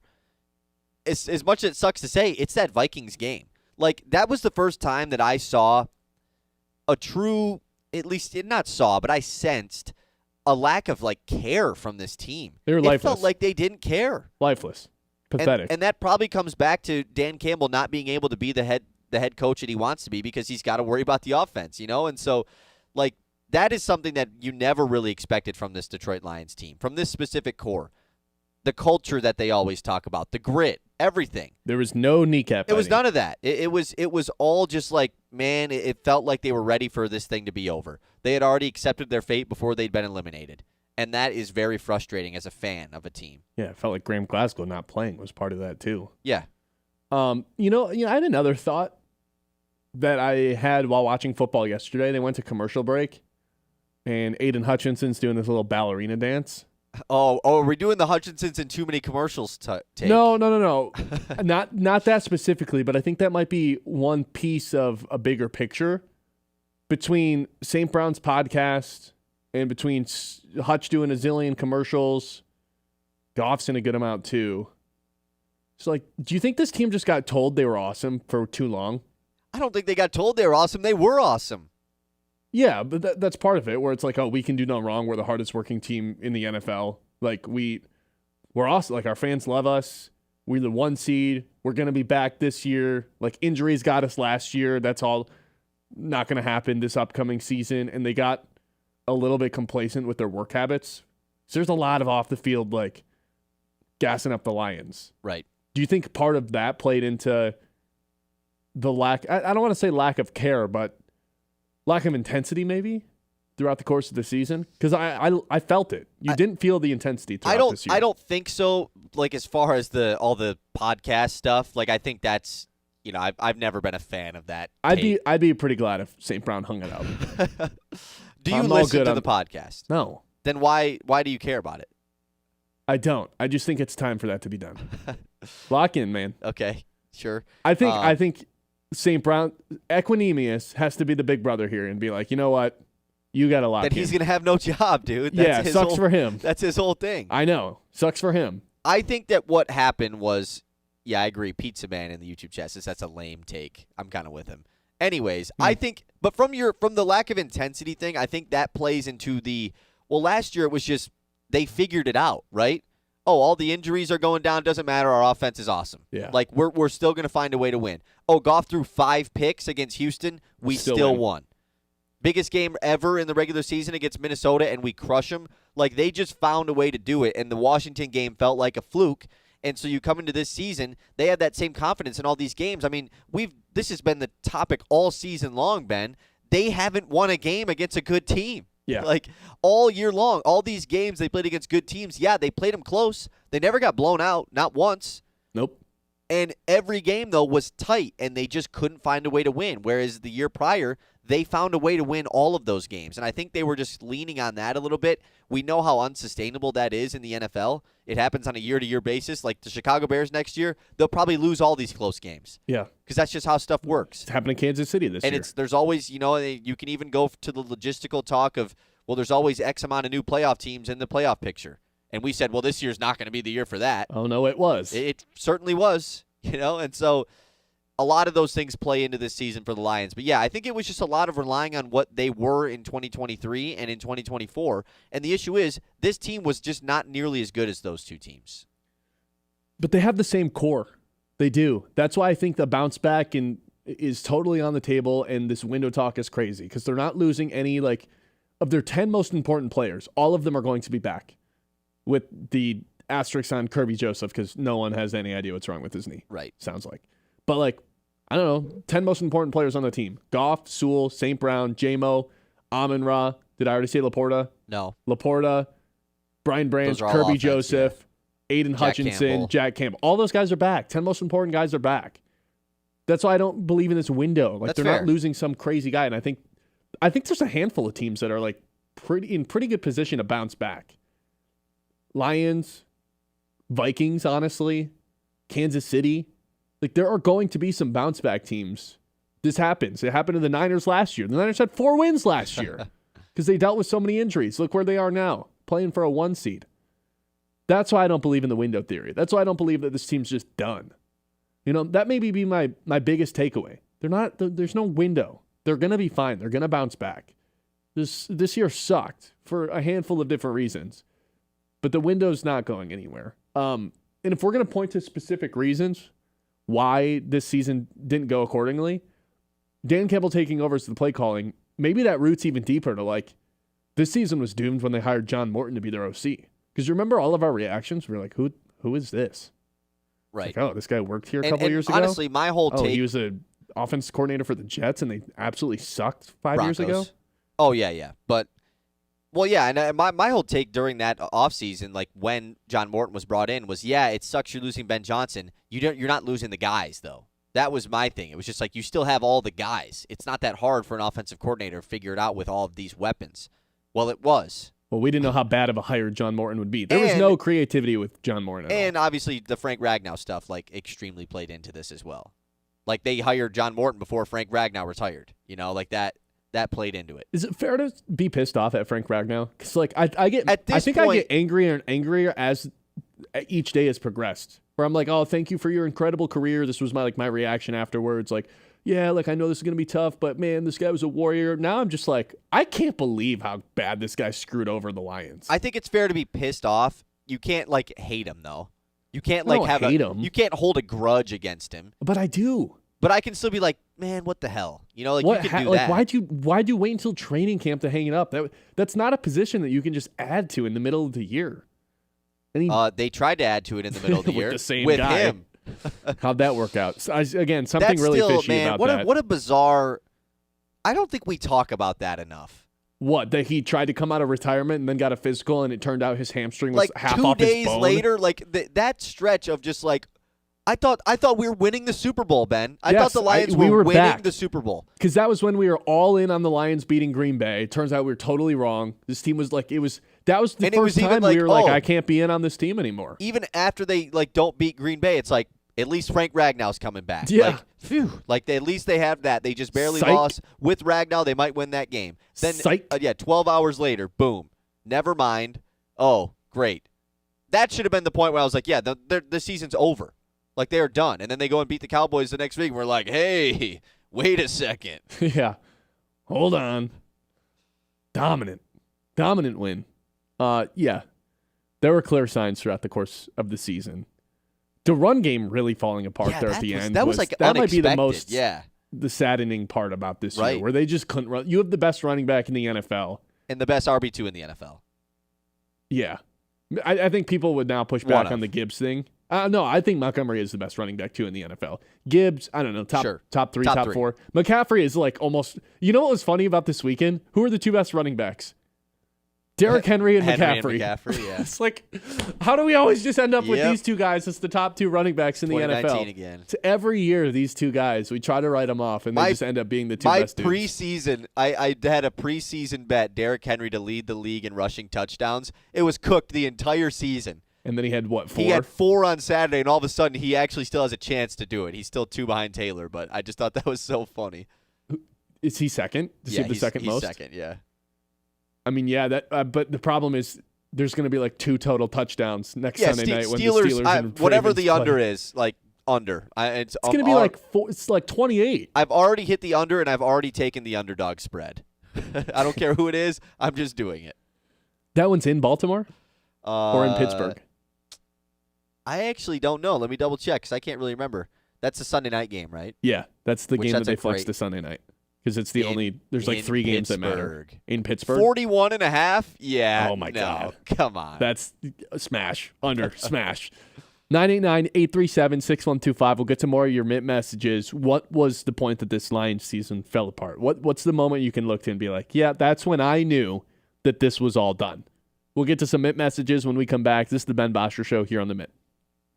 The Ben Bosscher Show, built by Bresky Siding and Building Repair on 100.9 The Mitt.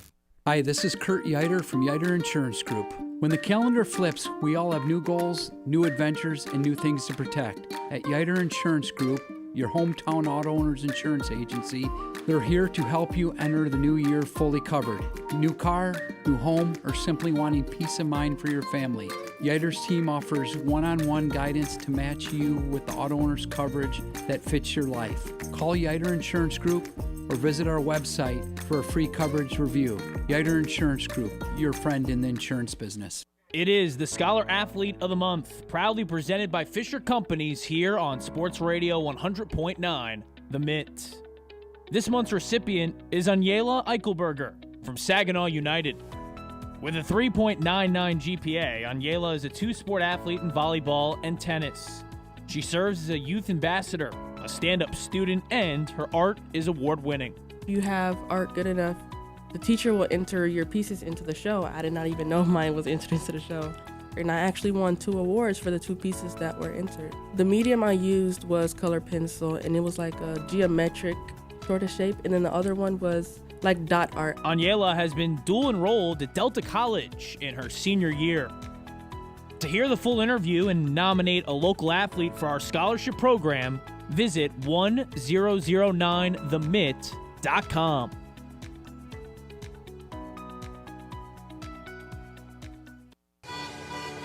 Detours driving you bonkers? Ideal Party Store's got your back with the Detour discount.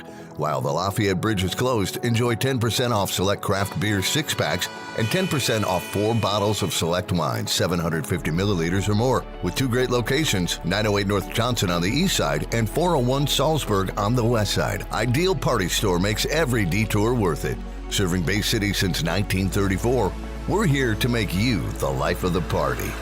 Is your business protected, connected, and running at full speed? At IronStack Technology, they provide rock-solid IT solutions, cybersecurity, and support tailored for small and mid-sized businesses. From managed services to cloud migration and 24/7 monitoring, they've got your back so you can focus on what matters most, growing your business. Visit IronStackTechnology.com today and build your IT on a foundation of strength. IronStack Technology, IT that works as hard as you do.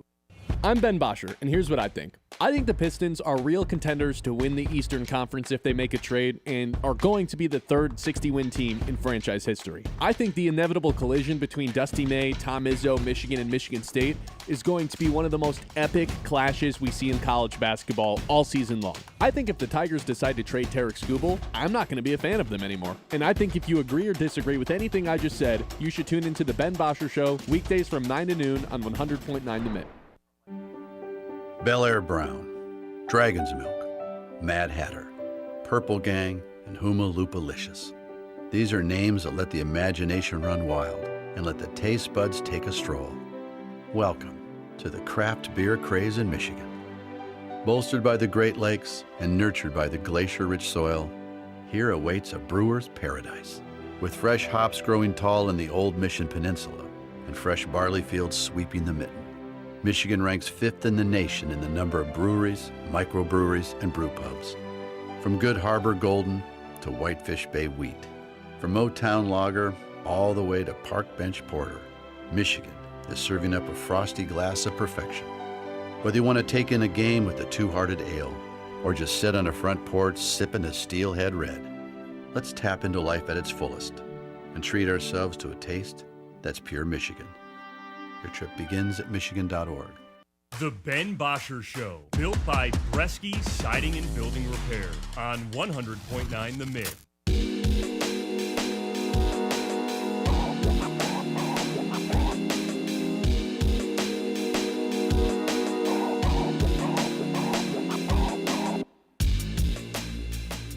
All right, let's see what some people are saying. Where did the season go wrong? What's the moment that you can point to as to when this thing truly did start to fall apart?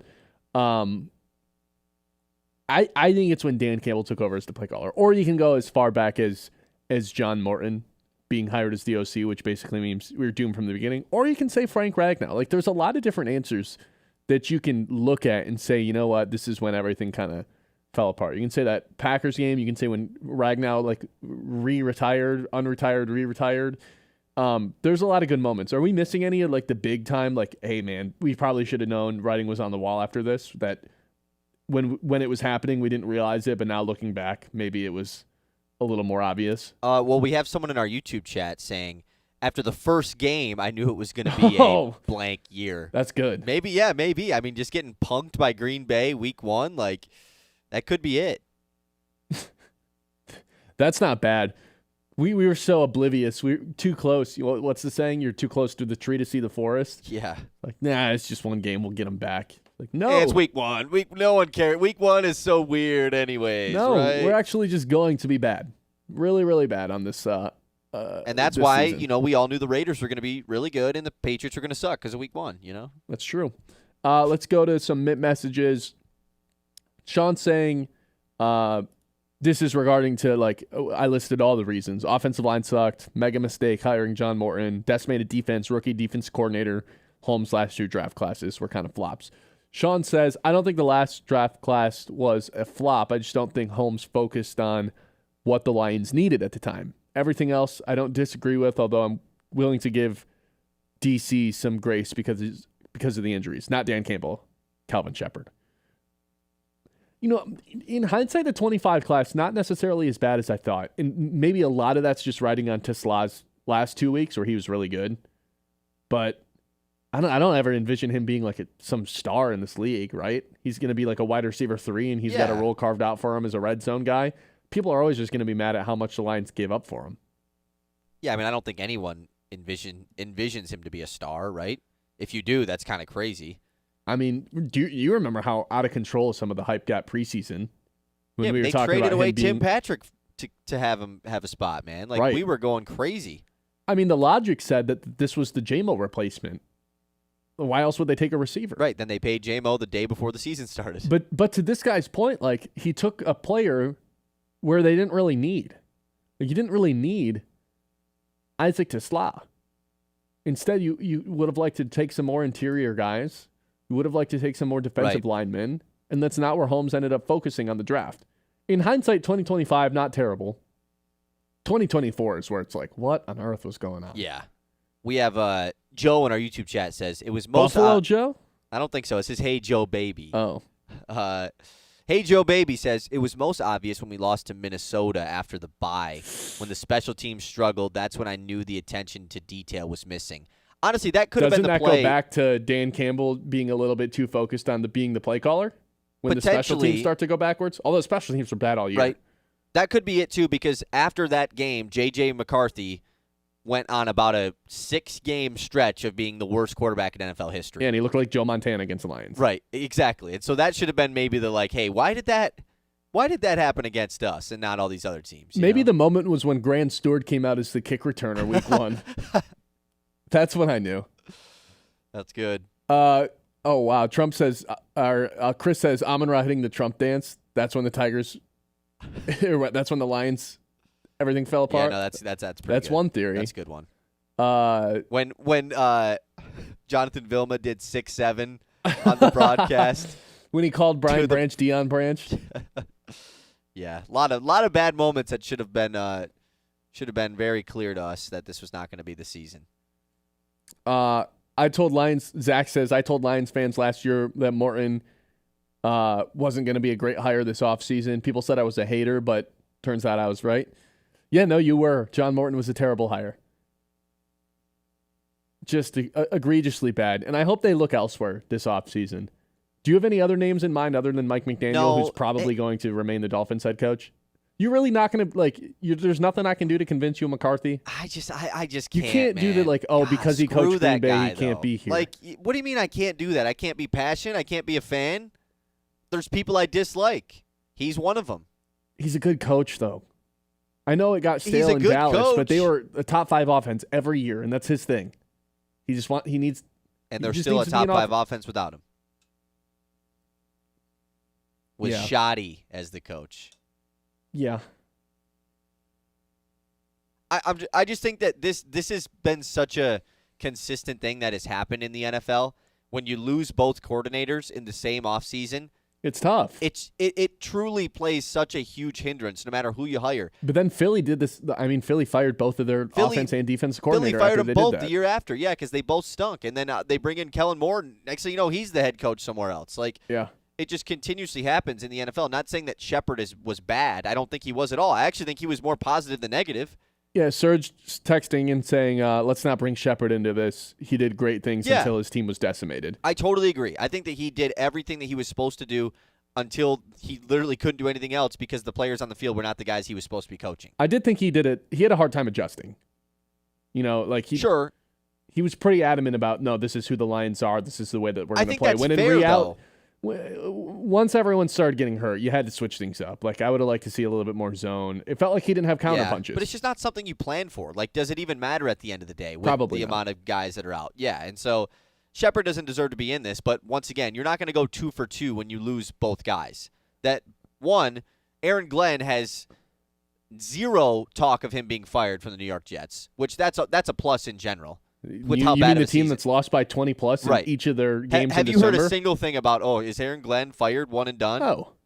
The amount of we see one and dones happen in the NFL more now than we have in a long time. It's not happening in New York. It's not happening in New York. And obviously Ben Johnson we don't need to talk about him anymore. Nope. And so I'm even one, as far as who you go get, it's important, obviously. Do you try to go get somebody that was on staff before as well? Do you go say, hey, I know Tanner Engstrand, you're the OC in New York. No, don't go backwards. That's what I'm asking. Go hire somebody completely different that hasn't been here before. You need something fresh with this offense. Okay. I don't disagree. If McDaniel gets fired, I think that it's such a perfect fit because I agree. I just don't think he's getting fired. I don't either. Rappaport had a piece. It makes more sense for them to move off of Tua than to move off of McDaniel. Give McDaniel a new quarterback. And they won this weekend, which probably helps him his case to stay. But in theory, think about it. Think about what he did with all that speed in Miami, whether it was Achane, Waddle. Oh, totally. And Tyreek Hill had the best year of his career with him. You get that with J-Mo and Gibbs. And he always made the best of his offensive line too, because it's not like they ever had this world-beating offensive line. Too. He needs to get the ball out quicker than anyone. Yeah. The Shepard stuff got really ugly. I had some people texting me Shepard should be gone after the Steelers game. Luckily, they held Max Brosmer to 3 yards, so he kind of erased that narrative. But he's going to be back next season. I don't think anybody's too mad about that. He showed a lot of good stuff in the first half of the season before everyone got hurt. What? No, we just got a genius YouTube comment. Well, let me hear it.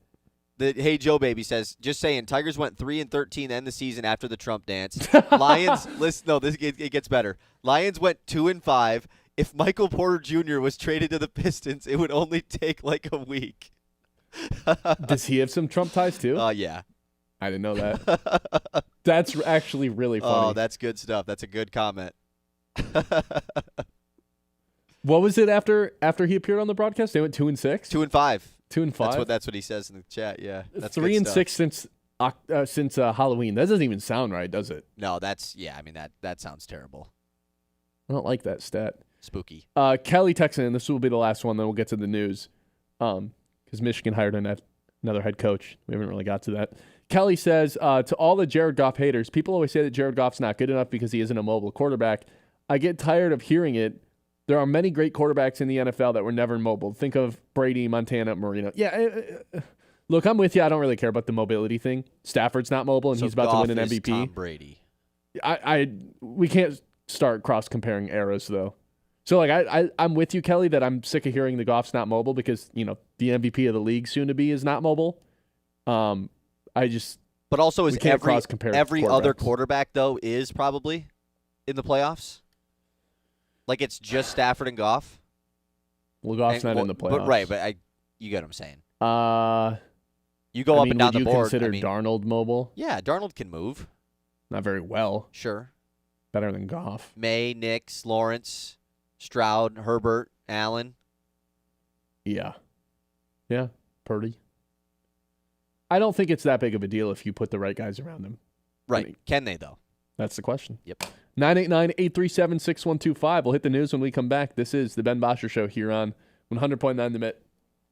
The Ben Bosscher Show, built by Bresky Siding and Building Repair on 100.9 The Mitt.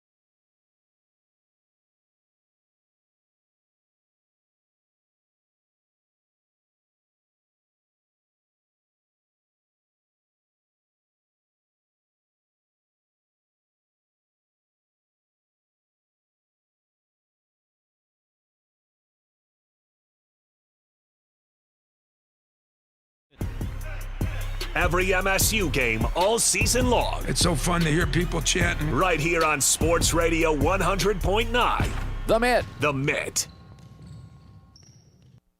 They tell us we're more connected these days. We have cell phones, email, text messaging, yet we've never felt more disconnected from the people we care about the most. We need a place that's all about bringing us together. Say hello to the Great Lakes Bay region, where towns like Saginaw, Midland, Bay City, Birch Run, Chesaning, and Frankenmuth help us leave behind the overscheduled world we live in and visit a place we haven't seen in a while. One where the people make us feel right at home.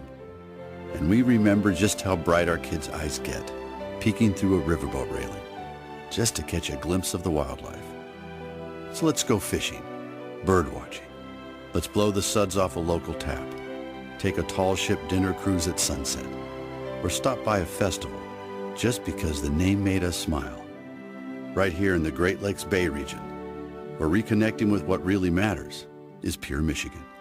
Your trip begins at michigan.org. The Ben Bosscher Show, built by Bresky Siding and Building Repair on 100.9 The Mitt.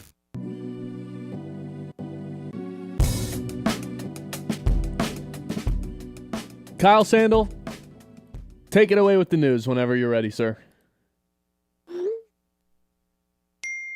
The Mitt's Morning Catch.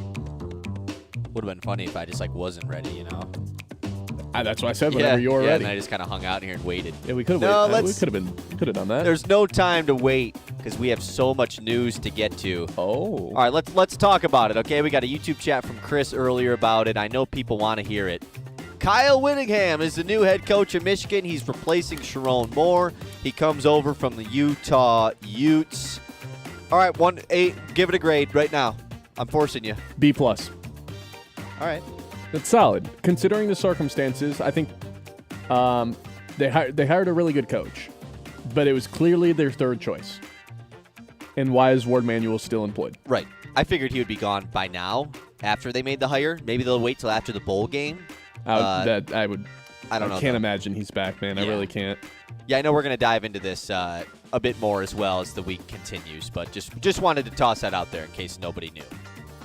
Speaking of Michigan, they're in action tonight on the hoop side of things. They're taking on McNeese tonight at 7. That's on Big Ten Plus, unfortunately, if you want to watch this, which is kind of a bummer because McNeese, pretty good mid-major team. They're a top 100 Ken Palm ranked team.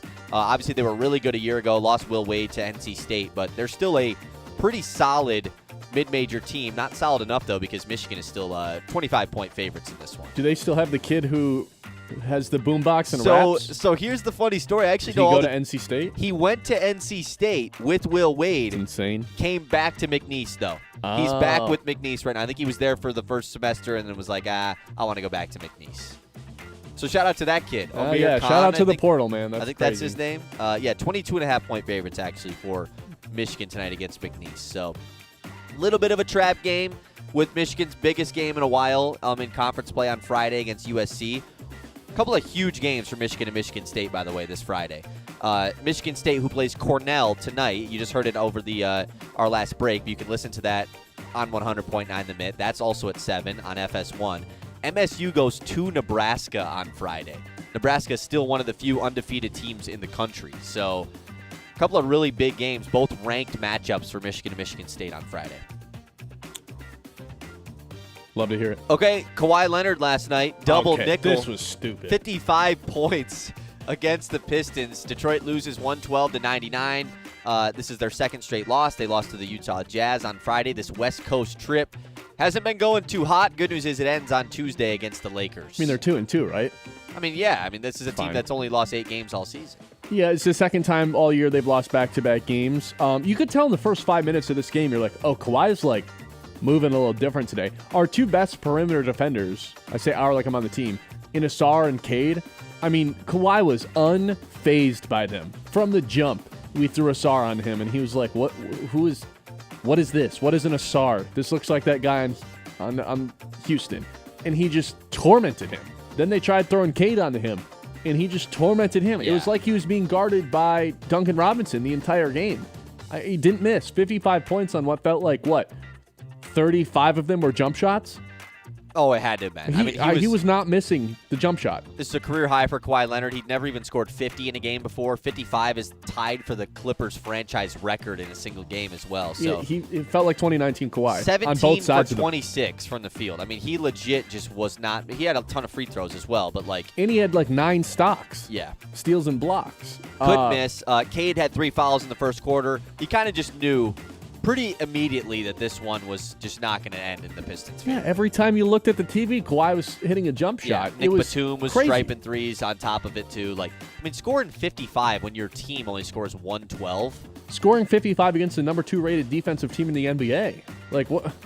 And then on defense, it was like, it truly felt like the claw was back. The 2019 version of that guy that we, like, floated around might be better than LeBron. He was just swiping the ball from everybody. There's a few. How many players on the Clippers do you think scored more than 5 points last night? 4? 4 players, and one of them was 7 for Brook Lopez. They had Kawhi, three guys in double figures. That's unreal. There was a few plays where Cade was trying to get to the paint, and Kawhi was just like, yeah, I'll take that, and just took the ball from him. Just swatted it away. Asar Thompson trying to dribble into the paint with Kawhi guarding him was like a joke. I mean, it was...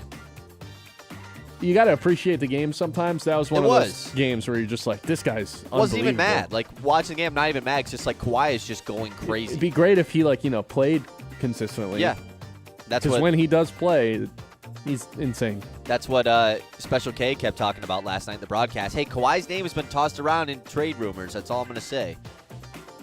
See, he's that good, and I still don't know if I would do it if I'm the Pistons just because of how unreliable he is. Right. Exactly. I mean, he's extremely But he'd be a unreliable. perfect fit. He's like kind of exactly what the Pistons need. Just saying. Let's not talk about it yet. But yeah, Pistons back in action, closing out their West Coast trip tomorrow night. You were talking about late night hoops last night, Ben.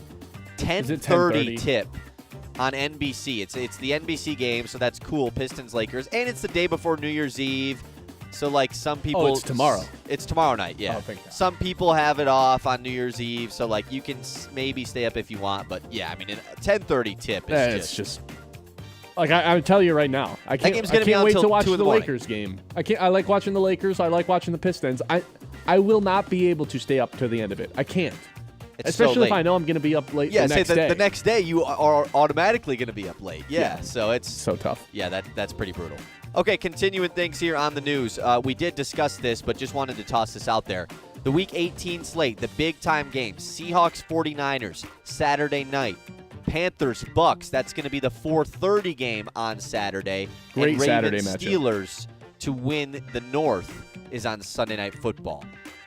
Yeah, those are the 3 big ones that actually matter. The Broncos-Chargers has some 1-seed implications if the Broncos lose, but like in terms of like win and in situations, it's those ones, and then for the 1 seed, obviously not win and in, but win and get the 1 seed. Back-to-back years, we've had a Week 18 win and get the 1 seed game. Pretty cool in the NFC. And then the loser just gets the 5 seed. Yeah, which is the way it should be. But at least you're. Oh, I didn't get the 1 seed. Oh, I just get to play Carolina in round 1. Yeah, exactly. Oh, okay. This isn't that bad. It's a fair trade-off this year because it's like, okay, you won so many games. Last year you had to play the Rams. Yeah, and then Minnesota got shellacked. Exactly. But I don't think we should ever go away from the 4 division winners getting the 1 seeds. The only exception I would be willing to listen to is if you win your division without a winning record, which is probably going to happen this year. Well, Carolina's 8-8 right now? Yeah. Okay, maybe not. If Tampa win, but Tampa's 7-9. If Tampa wins, they will win at 8-9. Yeah. If that is the only scenario I'd be willing to listen to where it's like, okay, you don't deserve a home field advantage. Yeah, but then how do you even what even happens then if that happens? It just... They're the 7 seed? Yeah, probably. I don't necessarily know. Here's the weird situation, though. Tonight, the Falcons play the Rams. If the Falcons win, they also go into Week 18 at 7-9, just like Tampa. They've been eliminated from the playoffs, but I think the 3-way tiebreaker, if they all finish at 8-9, Tampa beating Carolina, Atlanta wins their last 2 games, I think the 3-way tiebreaker triggers Carolina as the division winner. I don't think you have to worry about that. There's no way the Rams are losing tonight. You're right, but I'm just saying, because I saw a video about that, and I was like, oh, I didn't think about that. But you're right. It probably isn't going to happen anyways. Okay, more on the news. How did I miss this already? Red Wings, before the Pistons finished their game last night, won in overtime over the Leafs 3-2. They still sit atop the Atlantic Division, and they're tied for first in points in the entire conference. You know how many teams have scored more goals than them in the month of December? 0?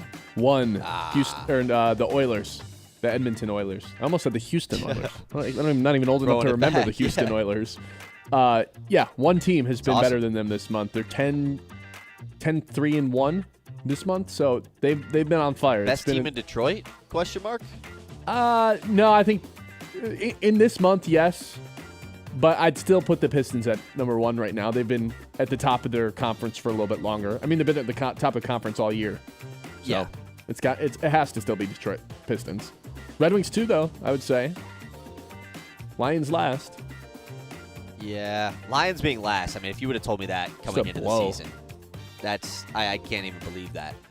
A little bit of college football news. Obviously, with Kyle Whittingham going to Michigan, we're all wondering who is going to stay committed to Michigan as far as recruits, portal players, whatever it is. Well, they've already lost one of their commitments for next season. Wide receiver Brady Marchese flips his commitment from Michigan to Auburn. He was the number 8th ranked wide receiver on ESPN.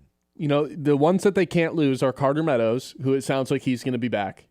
That guy looks like he's 27, and every quote I've ever heard from him is like, oh, he's like has the brain of a 45-year-old. It sounds like he's going to stay.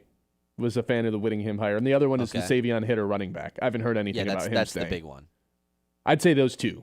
Those two are both the big ones. Because that's Carter Meadows is I know it's really early. He hasn't even stepped on the field. And I mean, if you're the number 1 edge rusher in the country, you got a chance of going number 1. You know what I mean? Yeah. So those two guys I'd say are the can't lose. And then, of course, Bryson and Marsh are the can't lose guys that are on the team right now. So we'll see what happens after the bowl game. Yep. All right.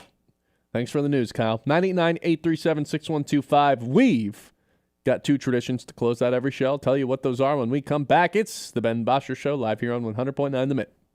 The Ben Bosscher Show, built by Bresky Siding and Building Repair on 100.9 The Mitt. I'm Sarah Stockford, host of 100.9 The Mitt Success Suite, a podcast highlighting the most inspiring female leaders across the Great Lakes Bay region. This month, we spoke with Sharon Mortensen, President and CEO of the Midland Area Community Foundation. Well, a couple things I'll mention. One I'm really proud of is the work we've done on post-secondary education, because when we think about what really transforms an individual's life, it's education. Mm-hmm. That makes such a difference in the ability to be able to have a livable wage, to be able to contribute to your community, to be able to give back. So the work that we've done in the post-secondary space, because we give out a lot of scholarships, but when I got there, I went, it seems like we're just a processor of scholarships. I want to be a promoter of education. Yeah. Listen to the full episode on YouTube at 100.9 The Mitt. Subscribe and hit the notification button to be alerted when new episodes drop. That's Success Suite with Sarah Stockford. For 100 years, Forward Energy has been more than just a home heat and fuel provider. We've been a part of your community, and you've been a part of our family through every storm, every season, and every moment. We've been right here, keeping you warm and safe. As your hometown energy provider, we deliver more than just propane. We deliver peace of mind with reliable service, quality you can count on, and a commitment to always being there when you need us most. Forward Energy, 100 years strong, fueled by family, powered by community. Hey Midland, join the Silver Sneakers and Renew Active programs at the Midland Community Center, where fitness for seniors is fun and free. With Silver Sneakers and Renew Active, seniors 65 and older enjoy access to Greater Midland Community Center, North Family Center, and Coleman Family Center, all at no extra cost with eligible Medicare Advantage plans. Dive into all group fitness classes, exclusive Silver Sneakers classes, and our Greater Midland Walking Club. Get moving with Silver Sneakers and Renew Active at the Midland Community Center. Need a unique, versatile space for your next event? From the moment you arrive at Dow Diamond, it's easy to see how it's more than just a baseball stadium. With private areas for groups as small as 30 to large-scale events for 300 plus, even full-service catering, Dow Diamond has you covered. From trade shows, corporate meetings and seminars to holiday parties, high school proms, and weddings, book Dow Diamond for your next event. Just call 989-837-2255 or visit dowdiamondevents.com. Let's go! Get him going! Mondays this football season when you want the NFL. I got your back! I got your back! I got your back! I got your back! We're going to the Super Bowl. It's right here. Let's make this thing happen. Come on. We've got Monday Night Football all season long. We got a big one coming up, guys. Tonight, it's the Rams vying for a 1 seed. The Falcons trying to play spoiler. Coverage tonight, 7:30. Presented by Ace Hardware, downtown Midland. Right here on Sports Radio 100.9, The Mitt. This is more than just a lineup. It's a daily ritual for the die-hard Michigan sports fans. At 6 a.m., Anthony Bellino wakes up the state with Spin on Sports. I do not believe it. At 9, the Ben Bosscher Show is appointment listening hosted here in the Great Lakes Bay region. I would like to buy some Casey Mize stock. America's Best takes over at noon. The Herd with Colin Cowherd. Well, what about Patrick Mahomes? And at 3, Bill Simonson brings it home on The Huge Show. Sports Radio 100.9 The Mitt for the most passionate fans in Michigan. Local sports don't stop when the game ends, and neither do we. 100.9 The Mitt is your digital home for the latest news across the state of Michigan. From high school to college and the pros, it's all on our socials. Follow us on Facebook, Instagram, TikTok, and YouTube. Just search 100.9 The Mitt and join the squad. Stay locked in on the latest stats and stories with exclusive video takes from local talent. Sports Radio 100.9 The Mitt. Let's pick out a good wine. Let's discover a new taste from a new place. Let's meet the people who handpick the grapes in places dedicated to the craft, in a land that only knows one way to grow things, rich and full. Welcome to Michigan, where the 4 seasons and 4 Great Lakes smile on the winemaker, where the quality of the wine is exceeded only by the warmth of the greeting waiting for us. And with more than 90 wineries, covering more than 13,000 acres, the harvest has never been better. So let's wander through lush vineyards, discover hidden treasures in vast cellars, and renew ourselves in comfortable tasting rooms. Let's all raise a glass. Let's gather our closest friends and become even closer. Because taking time to toast the beauty and bounty of life is pure Michigan. Your trip begins at michigan.org. The Ben Bosscher Show, built by Bresky Siding and Building Repair on 100.9 The Mitt.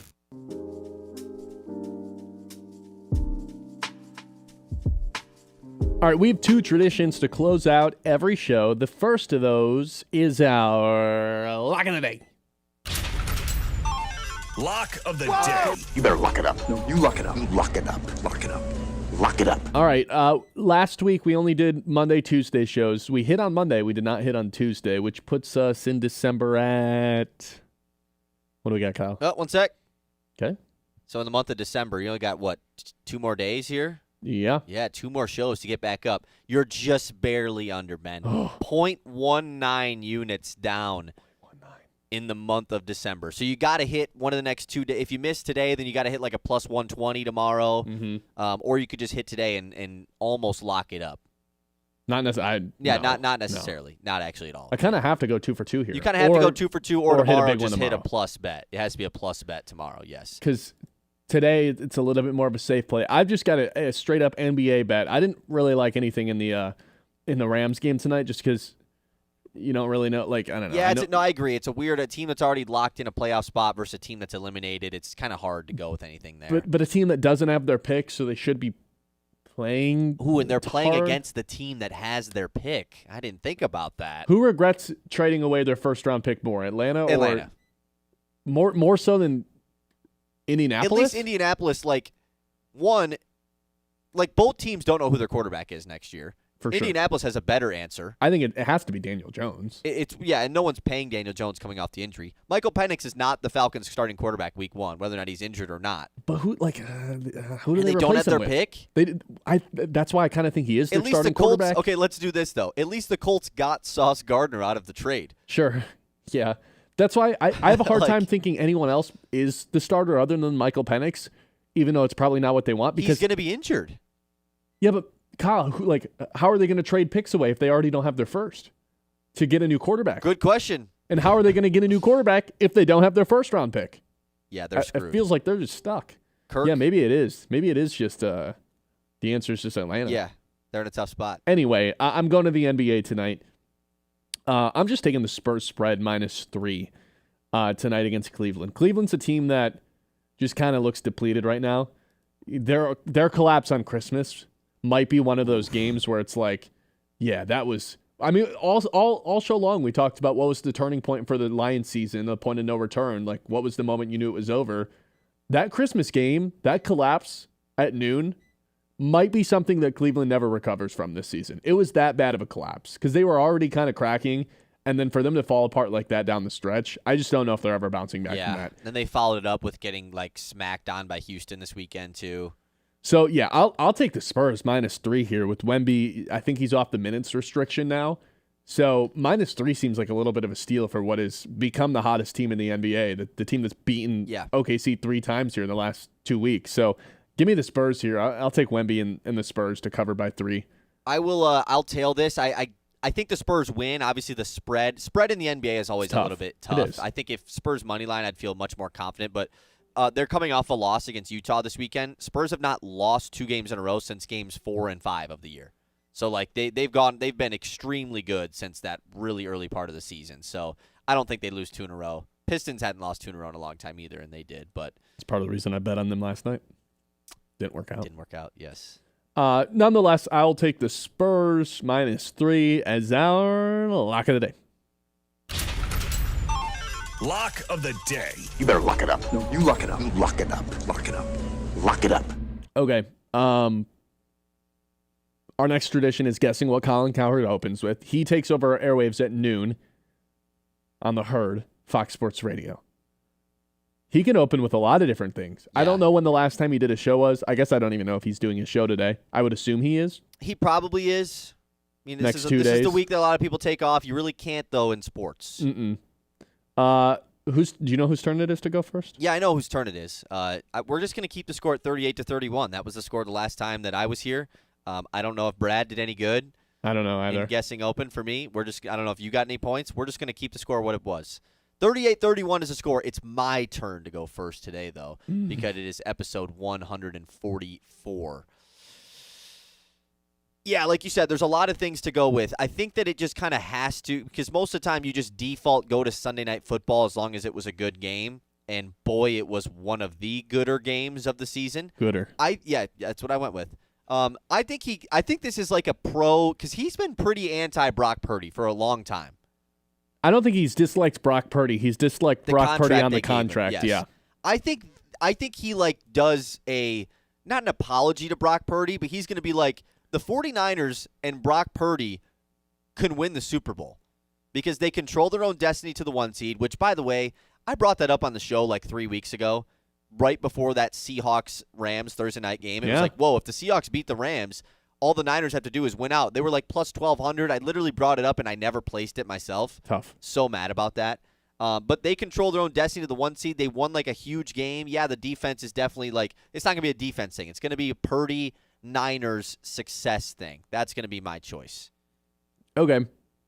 That's probably going to be the answer. I guess I'll just go with the losing team, Caleb Williams and the Bears. Caleb played good too, yeah. Yeah, even though the Bears lost, they proved that they can end up in the Super Bowl. That'll be mine, even though I think you're probably right. There wasn't like another marquee game. I guess the Bills-Eagles could be one. What are you talking about from that game? Like, the Eagles somehow won a nasty game again. This is what they do. I'm so it's what out. The Eagles I'm do. so out on the Eagles. I was going to buy stock on whoever plays the Eagles round 1. I will be betting against Philly round 1. Really? No matter what. Whatever this whole thing that they do is so not sustainable. They didn't complete a pass in the second half and a win again. 2 times this season, they have not completed a pass. That's like a substantial part of football. That you can't do that in the playoffs. So they're going to be the 3 seed more than likely. Like they absolutely should have lost that game. They're going to play the 3 seed, which means they're playing the 6 seed, which is Green Bay. No, Green Bay's the 7 seed. So it'll be one of the NFC West teams. You'll pick any NFC West team. Oh, totally. Really? I will take Seattle. I mean, it could be the Rams. Philly. It could. Right now, it's going to be the Rams. Rams, Eagles, round 1. That's kind of messed up. But are we sure it's the Rams even if after they win tonight? Yeah, Seattle has tiebreaker. Well, Seattle will have it over LA as well. Okay, if it's the Rams, yeah, I'm taking the Eagles. But I would take the Eagles over the 49ers and the Seahawks for sure. No? Nah. You'd rather take any of the West teams over I would. Philly? I think I'm out. I think I'm so out on Philly. I think that's just a team that we hate it because it doesn't make sense.